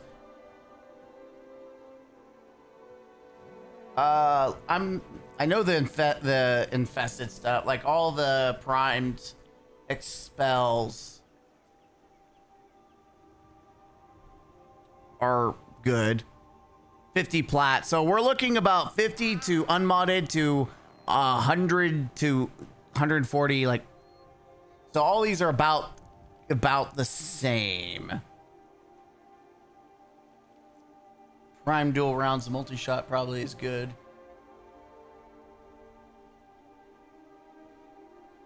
Prime dual rounds, how much does this cost plat-wise? 50. Problem is I don't have enough endo to level all these up anyways, but I mean,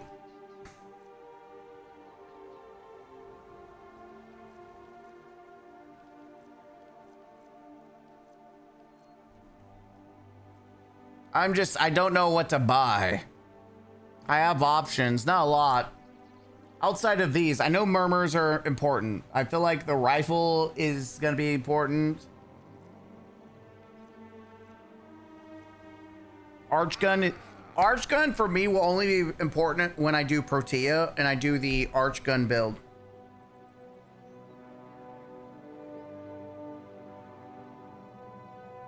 But I feel like if I'm going to do that, I should just buy them maxed anyways. All of this seems about the same price. Prime Fulmination is a needed mod. Bane mods are for min-max, but not necessary. No, I know you're right. Yeah, Fulmination is like the last real big gun. Another thing is the Prime Shotgun, which is needed for certain shotguns that really need the ammo.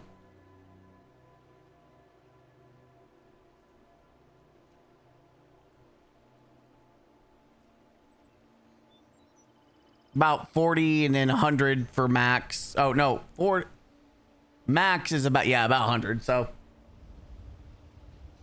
ammo picks up to 90% ammo pickup. I mean, honestly, that's not bad for shotgun.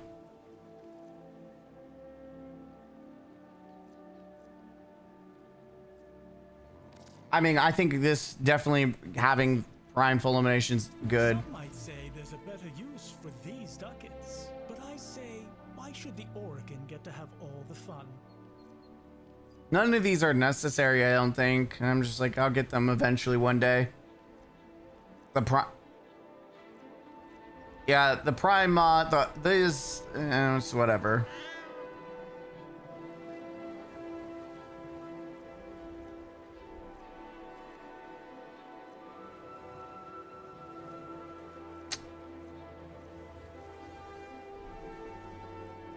You're right. These are just for min-max. They're not necessary to play anything in the game, but I do want to get them. I'm trying to think if there's anything, like, if I have enough to go farm out one more run. Like, I'm going to do one more run to farm out. I just don't know what should be my focus for the last mod I get. I feel like it has to be shotgun ammo mutation. Because shotgun, like, it run out of ammo so quick.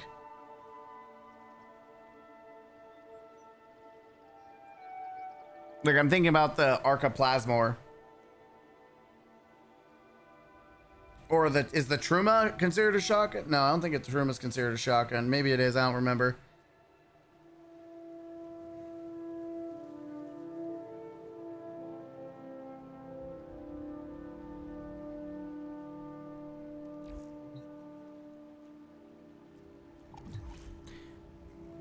But I do feel like we've made some success today.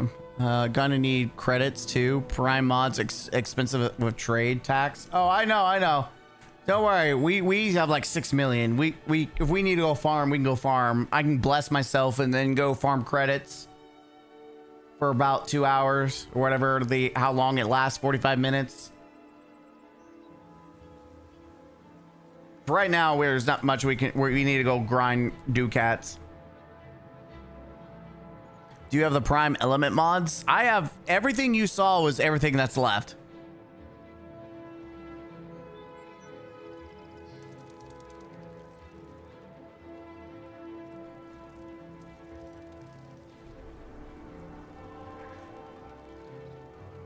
We're just gonna go farm some ducats. We need at least 200 ducats, and then we'll call it there and see what we need to do.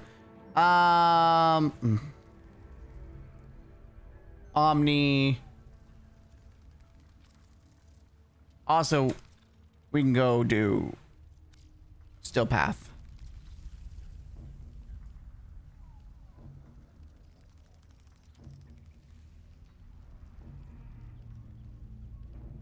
We got Oregon, and then we've got Deimos. Let's see if anyone's doing Deimos. Anyone doing Deimos? Hit that profit taker for big credits. Yeah, I know. I just Ordis wonders. find. I don't want to like put effort to find a group or like make a build for profit taker. Last time I did profit taker recently for the Triumph or the Bounty, whatever. I got my ass carried because I completely forgot you need the different elements. So I ended up just getting pulled. Like I helped when it was the right element on my Titania. But I know I was not helpful at all in that fight, but I did get a shit ton of credits. Fusing these elements into the complex elemental forces we require to complete Papa's vision. I have marked a crucible. Can I just say I don't hate it, but I don't really like this mode. But are you confident you can withstand? So you have to stop what you're doing to pick up and then throw it at the fucking canister. Sure. Defend yourself and use reactant to open relics. Use that reactant to open a relic. Don't forget the reactant. You need more to open that relic.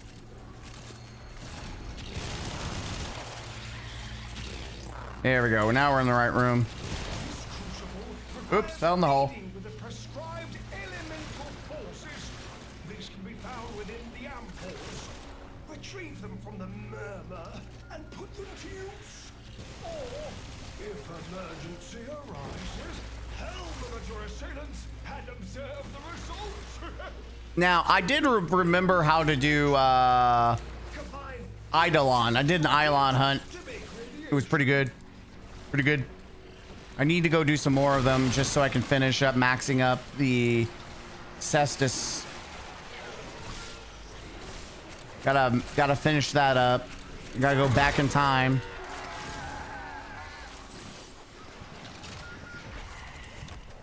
Okay, I swear I picked up this stupid canister. It's kind of fucking annoying that I didn't do it.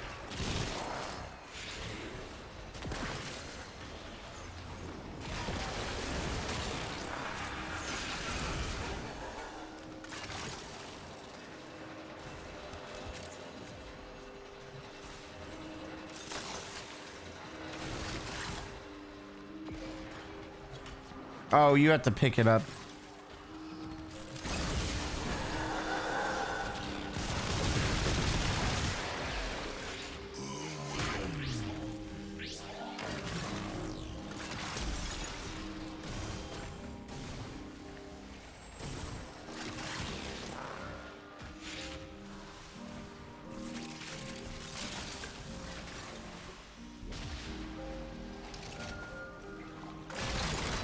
People use Chroma for the credit boost. I usually run pubs with it because it's easy nowadays, especially with a bulk built necromech. Need radiant shards for focus schools too.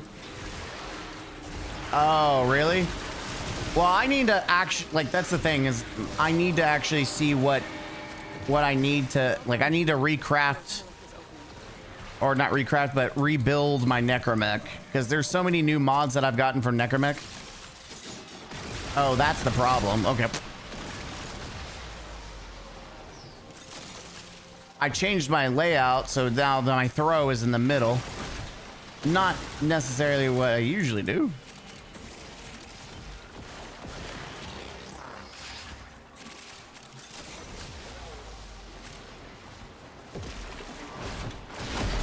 Here we go.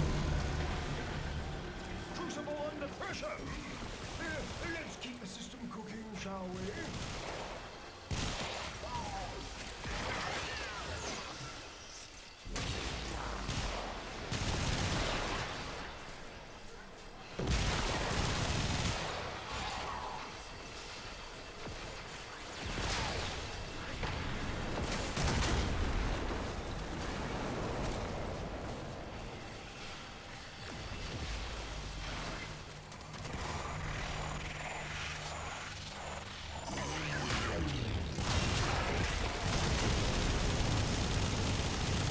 Goodbye.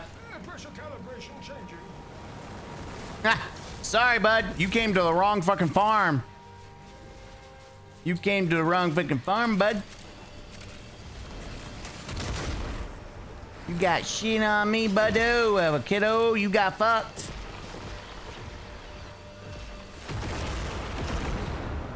Success! A new complex element has been created. You got done fucked, kid. I can fire the 4 on the void rig for like 2 minutes straight before running out of energy. Keep the crucibles firing.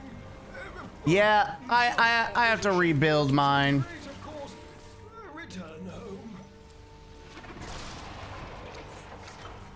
Ooh, that's what we like to see. A level 100. That's what we love to see. We love to see that 100. That'll bump us to 300. Are we still running? Are we still thinking? We are running. Okay. Yeah. Big dick energy. All right, so we're at 300 right now. If I get the shotgun ammunition.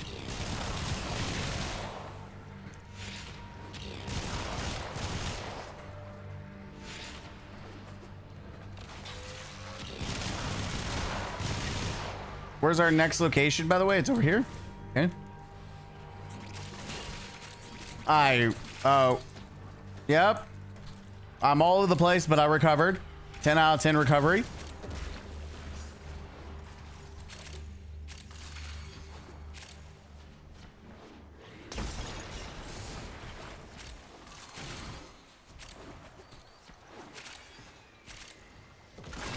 All right, where's our destination? Downstairs. We need fire and ice. The crucible creates blast force. Gather heat and cold amphols.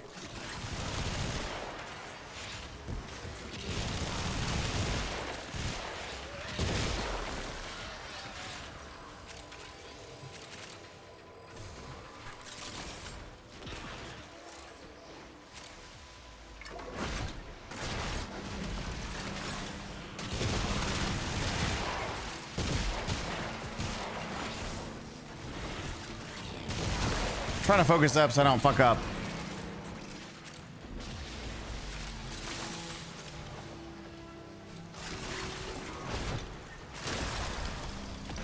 Don't think that worked out the way I was wanting to.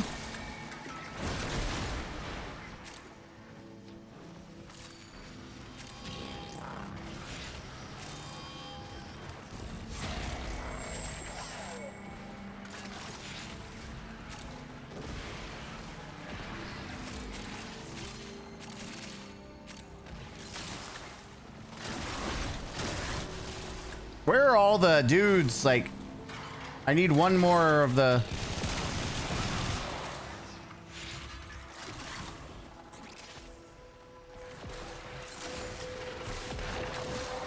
There we go.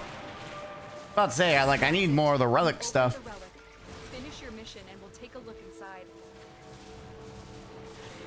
All right, 79, 69, giggity. Hey, you gonna drop some shit for me? You did. 82, 89. There's a bunch here. 91.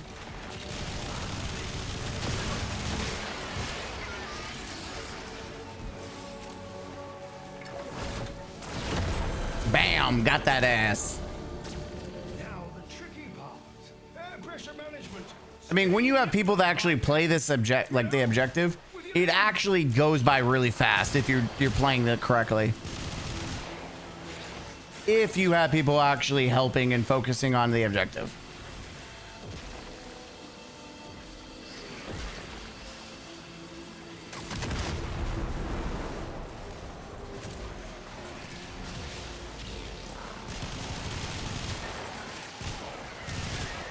We have a new pressure target.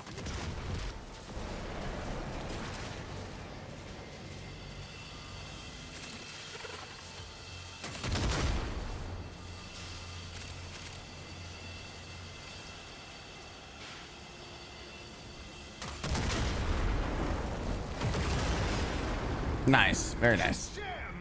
Oh, Shazam. Shazam. I didn't know he was in this game. I didn't know Shazam was in this game. Damn.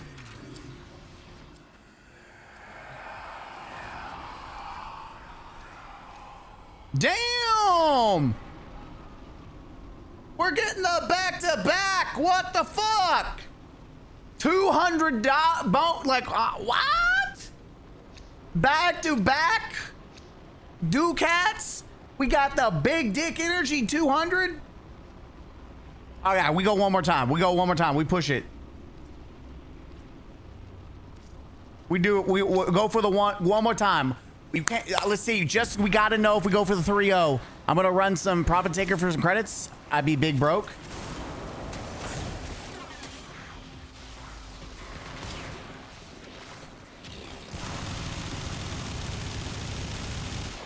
He dead.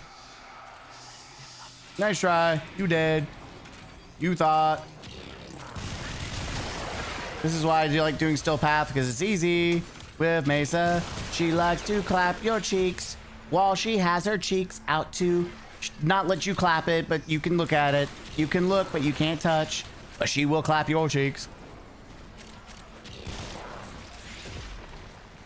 take toxin and electrical ampoules. Yeah, I don't see. The thing is my friend who I would just message. He hasn't done. I don't think he's done Profit Taker or the Exploiter Orb or none of that. He hasn't done none of it. He ain't done none of it. He's missing out. He's missing. You know, I think those are some of the coolest parts of Warframe. You get to fight some big bad bosses, and it's like the closest thing to like Destiny, in my opinion. Like when you really experience it.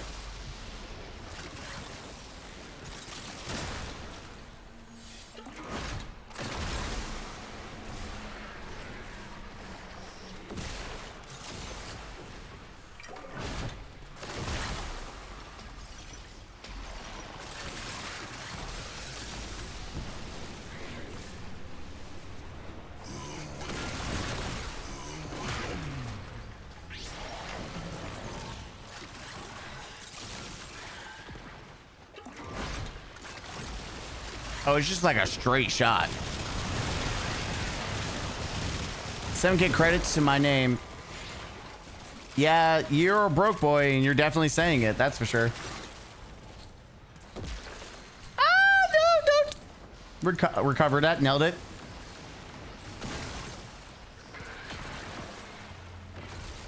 People just keep taking my stuff, I guess? Question mark.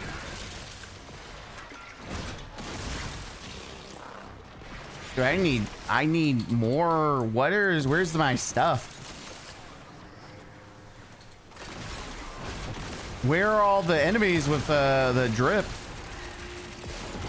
What the heck? Like, we're missing like the drip.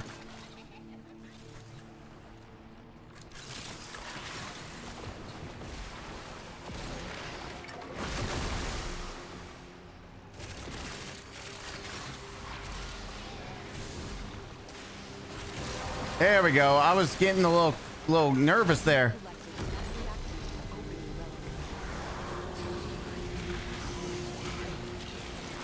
On your toes. We must keep the pressure in range. Come on.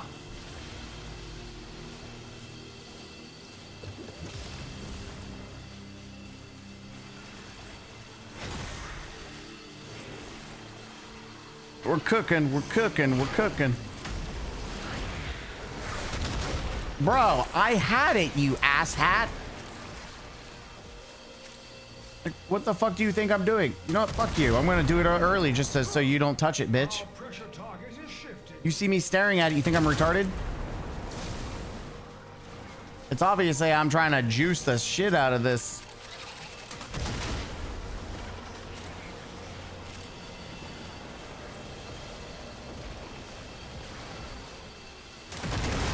Yeah, I'm trying to min-max. Ooh, Mandalel barrel. We love to see that, chat, because I really do need some of those parts. I don't remember what part I need, but I definitely need it.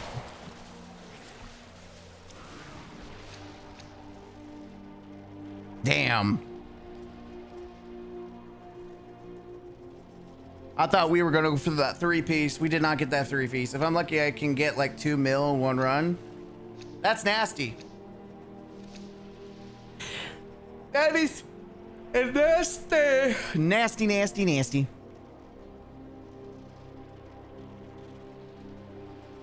Oh. I technically can be done here. Like we already have, I think we have enough to get what I want and then dip. But just because we're actually doing something, I'm letting it go. Oh no, it's a mech.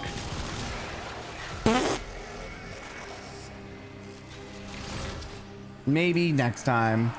Maybe next time, dumbass. Where's he at? Oh, is he down here? See, if it was me, he'd be dead already. If he came to me, he'd be dead. Yeah, he would have been dead already. See, he would 100% been dead by now if it was me.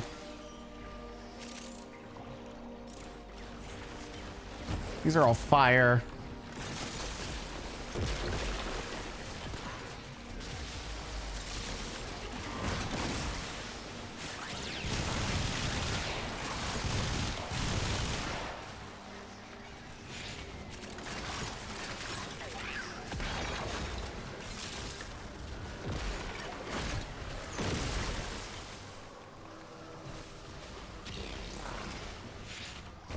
Magnetic force can be created by electrical stimulation of an intensely cold subject. I'm not paying attention to whether this is actually working or not. It is working. Cool. So I can just aim and throw instead of having to jump down to it thinking I'm missing it like a jackass. That one I think actually did miss.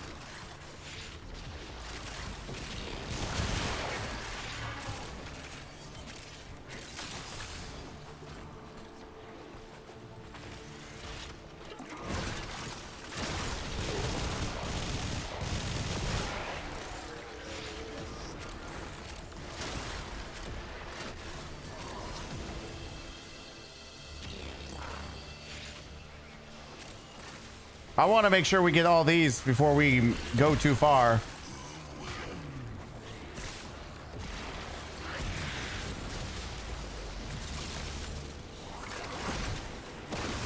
Whereas we still need like 4 of these. Like, where the hell are these? It's just kind of scary how small spawnage this stuff is.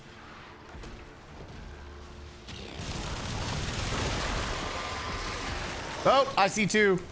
I need those. I need those. I'm not even participating because I need these more than anything. Now for the alchemy.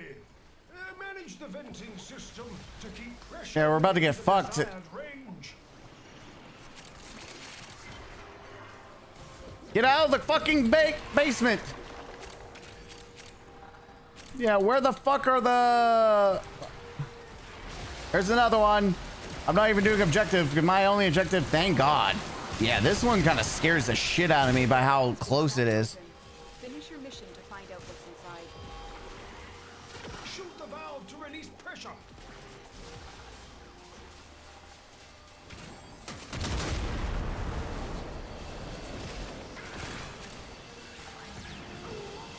Oh, new pressure band identified.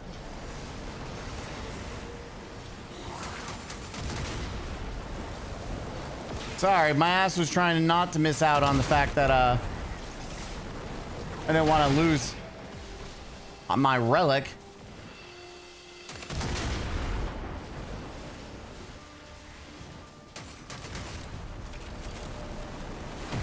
There we go. Ooh, new mod. Hello. Enables Tanuki. Apparently I didn't get that mod. Do it again. Do it again. I'm done. Unless it's 100, I'm done. I'm done. We've done enough. Nope, no hundreds.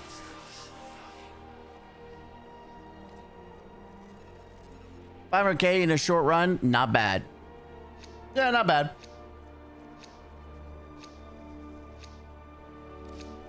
Okay, I'm done. Thank you, chaps. I appreciate it. I'm out. I'm out. I'm done. We're leaving the game or the mode. You guys have fun. I do want to kick the ass of that one guy, and I'm dipping.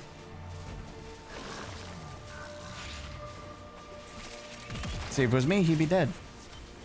Stop. I fucking hate that you could go underneath the fucking stairs like that.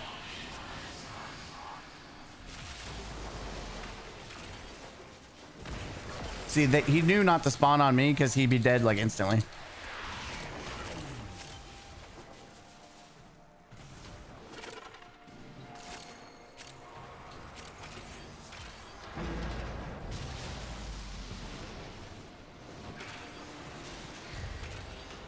I'm going the wrong direction? Corrosive force results from the interplay of Bitch, land on your feet. and toxicity. If this is Titania, I've already been gone by now.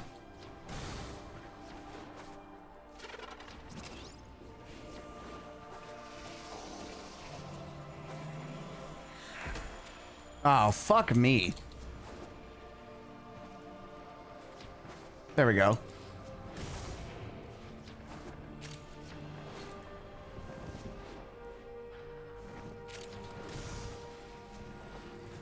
She feels so slow compared to Titania. I'm telling you, when you start zooming like a mother trucker.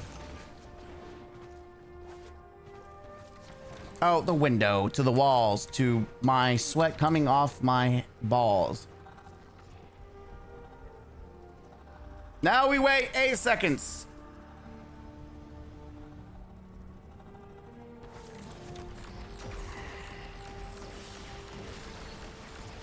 Hang up. Copy good. All right, we can go sell this.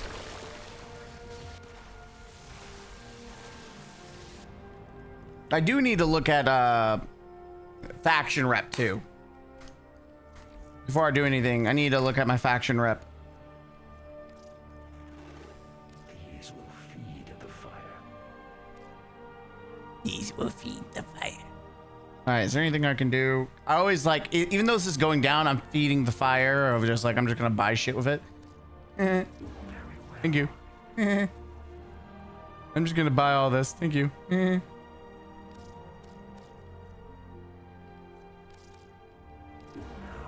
gonna help it go down to the negatives.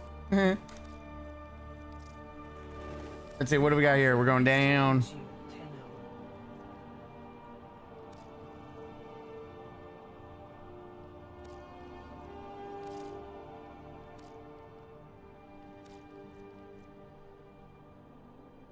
I do relic packs. Yeah, let's do the relic pack. Let's open it. Gamble in time. Let's gamble. Ooh, we got Aya. We like that. Big dick. All right. We stand behind.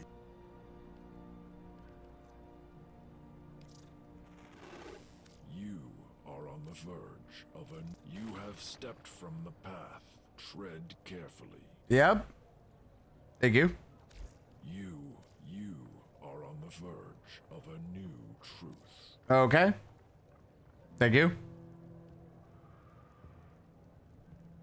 You are on the verge. So I'm a little confused. You are on the verge of a new truth. So I'm not, so I have to bring it down to 0, right? I think that's right. What I have to do? Advancement imminent. I'm so confused how this works. Because this is where where these are going down. This is slowly going down, I think, or up. I'm not for sure. But I do know that this is, I'm trying to fix this or whatever. One of these two needs to let me fucking do something. Advancement imminent. Advancement imminent.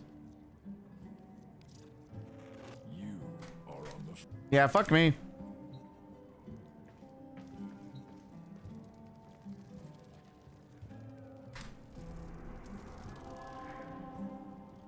Wait, what was it? Dream Watch now. Oh, the Tau 4K gameplay demo. Okay, yeah. Let's go do this. We're going to see our friend Barrow for probably the last time. Oh! We've been going for almost 4 hours. It's a nice Saturday. But there's one thing I'm trying to do is not stay up till 4 o'clock in the morning again. Dude, I did not wake up till noon today because we were up to 4 o'clock in the morning playing fucking Power World. Not that I'm complaining. It was a good time, but my ass needs to like actually go to bed at a decent time. Has yielded spectacular finds. Unique items for the tenor of I didn't check to see if my friend messaged back.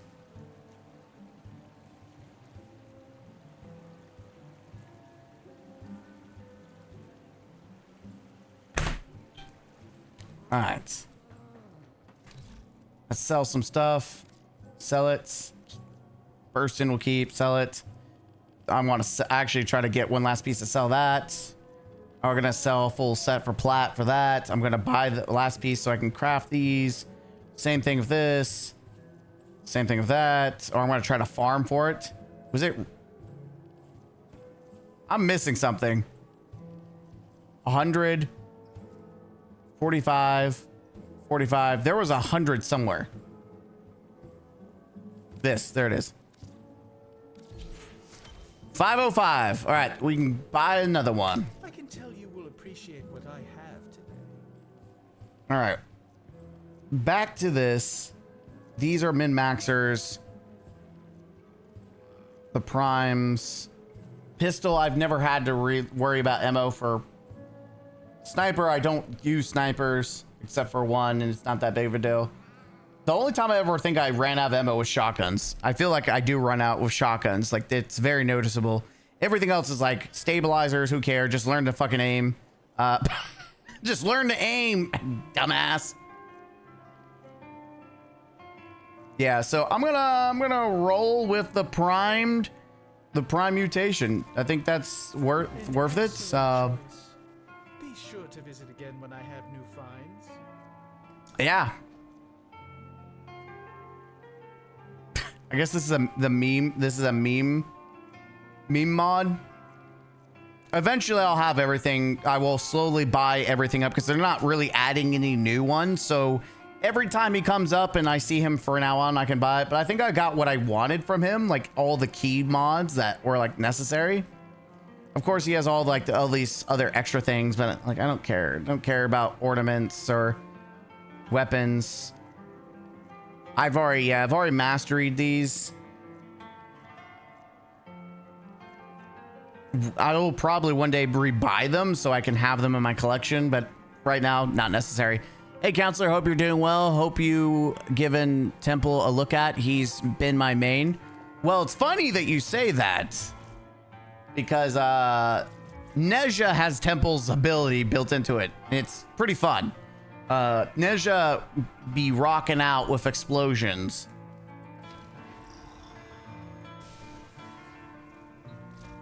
Let's see, is there anything I can craft weapon-wise? Any newbies? That's right. I needed to keep making field runs so I can craft that. I need to do this so I can craft that. We already have this mastered. I am missing 2 pieces left for the Perigal Prime. Femur, I need to get these. Sporthrix, I actually can almost make that. The Trumna, I need 2 pieces. And the Vinquilibis, so whatever. I need to go farm this. I have to go play pet. I never did craft it. Let's see, Detron we got done, I got done. Spectral Vandal, I just need this bad boy. Operator, orders. We need one more blade from the Dual Viscus. I don't know how to get these pieces, I forgot. Endonym, same thing. We need to get those Vile Plumes. I need 2 pieces left. Pair of CCs. Man. It feels bad. Why would they make you have to sacrifice 1,000 ducats? I just don't feel like doing it.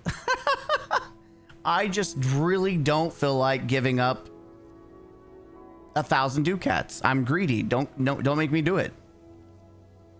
I just don't feel like getting 30,000 cryot for this. Don't make me do it. I don't know why I don't have the stropha. I swear I thought I did the stropha, but apparently I didn't. Railjack PTSD for real? Yeah. Very nice. I'm basically rocking mine with Lizzie, just Lizzie's, which is his flamethrower. He's very, very nutty. Yeah, I mean, I've done better about diversifying. Like, I need to go through and reset, like, that's just a fillable slots. I don't want, like, my Titania is built correctly. She has a really strong steel path build. Nezha has a strong steel path build. Mesa now has a really strong path build, and that's kind of Zaku. Everything else doesn't have up-to-date build. None of these guys are built with the modern day changes because I haven't really played consistently until recently. I stopped when they made a bunch of changes, so a lot of these Warframes either have gotten better or you need to rebuild them. And so I only have 4 Warframes that are currently up-to-date modern builds. And the rest of them need to be I need to go redo them.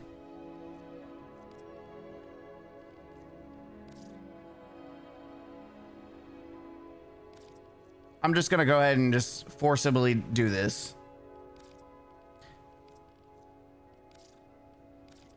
I need to force myself to go back and redo them. Uriel does have has a modern build, but I just don't like it. But I'll keep it. These are good. Ember needs to be deleted. Gunslinger, Sevagoth, which I have Sevagoth Prime. Gara, I used to love Gara. She just takes a little bit setting up. Octavia was the AFK. I don't have to do shit. Mirage was pew pew. I've got clones. Nidus, I liked Nidus. I just hated that you have to play him solo. It felt like Revenant. I never really got into him. And Naros, I liked Inaros. I want to make like the tankiest health build, so I can just play guns and blades with him. Just pure shoot, survive. Necros, I need to rebuild him. Loki, I don't even remember what he does except for going invisible. Banshee, never had her. You're good. Lavos, same thing. Mag, I know is good. I just don't have good builds. Zephyr, I remember when she got the skin and everything and rework. Dude, she was fucking fire. Don't know if she's good now. Baruch, need to make his prime version. I've never liked Valban. Valkyr, I had tried to do when you got into her. She was cool. Rhino is just boring, but still fine. Ash Prime was really good. Then they nerfed the combo with the Helmuth move and made it to where you can like field wipe things. And now I feel like he's just not as good for how I play. We already have Zaku. Delete that. Wukong. I never made a Wukong build. I know he's one of the most popular builds. Wisp, I don't mind her, but I'm not much of a support person.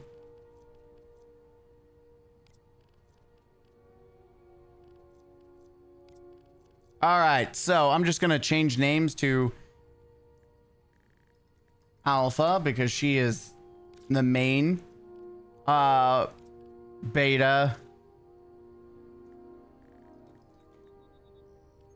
Damn, I need to remember all the tag. Let's see.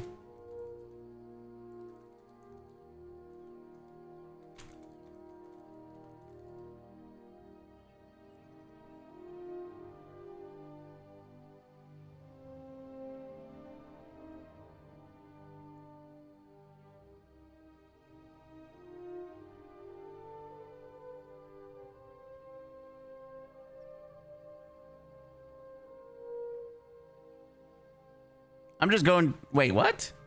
I thought there was a whole ranking system, like military ranking system.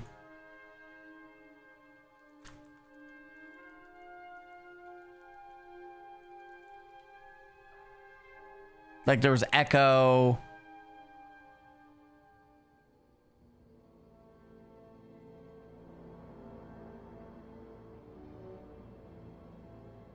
All right, whatever. Alpha, beta. Then we got Delta. Who's my Delta?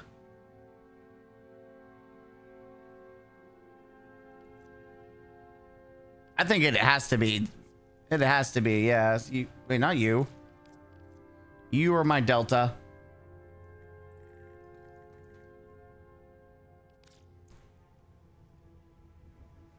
Delta. Then there's Gamma. You are my Gamma. The ones I based on the usage rate. Gamma. And then I'm just defaulting you to what is it? What am I defaulting you from? Gamma to Luna? All right, now let's see. It should be organized now, right? Yeah, Alpha, Beta, Boomer. I don't.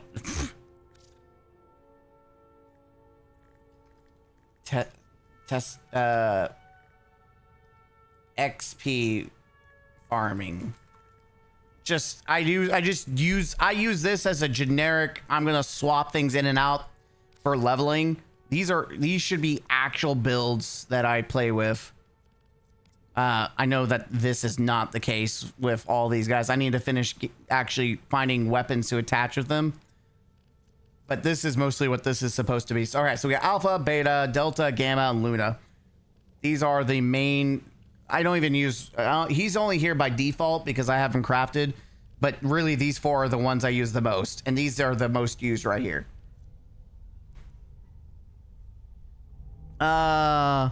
I have 40k cryotic from Pure Fear after Valban and Sibir. KK. I mainly just run Temple, Necros, Mesa, and Gyre for frame. But Temple is my strongest frame at the moment. Yeah, I mean, so here's the deal. I don't like. There's only like been a couple of like frames that I really use at base now. Like Sebagoth, and obviously I did farm into Uriel. But most of the time, I mostly just stick to using the primes because then I know when I level them up or something changes, I'm not going to have to worry about getting rid of them. Uriel eventually will be replaced by his prime version.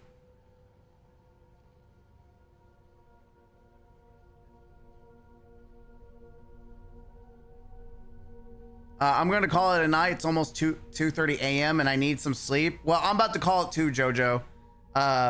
Like I said, I don't want to be up to 2 o'clock in the morning again, and it's just now 8:22, so that means I can go get some dinner. I think we have some turkey and gravy with a nice little salad on the side again, and I need to go for a walk, which I'll probably eat, then go for a walk. That way I can burn some of those calories. That's what I've been trying to do with is when I after I eat, I try to walk, at least for dinner. I try to do that for dinner because most of, like, especially when I go to bed, you know, if anything's not finished digesting, your body absorbs. But I'm hoping I can burn after eating dinner. I can burn some energy, burn some of that calories and some of that just all that. So have a good one, Jojo. All right, guys, I'm gonna go ahead and call it there too. I thank you guys for joining us. Yeah, I appreciate you joining us and hanging out and having a good time. If I'm gonna, like, I would like to do casual streams like this. I would like to do casual streams like this. I just got to get better. I got to get better at actually knowing how to stream. I got to know how to be entertaining with streaming outside of just reacts. Oh, that's my. It's funny. I play games, but I play games just to play. And I know some people sit there and watch you play, but I feel like you. I don't know. It's just something I'm self-conscious about. Like, what is there a reason to watch me just play a game when you could just play it yourself? Isn't that like a lot of train of thought people have for Twitch? Is like, why watch when you could play yourself? If it's not a new game, obviously new games you just watch to get an idea. But something like Warframe, it's like, yeah, if you don't ever decide to play this game, but if you play Warframe, like, am I really doing anything different than what you would be doing? Anyways, I thank you guys, and you guys have a good one. I'm gonna go make dinner, and then I'm gonna go probably walk for 30 to an hour. Continue to work on losing some weight. So I'll see you guys later. Have a good one. Bye bye. I will see you later. Have a good one. See you.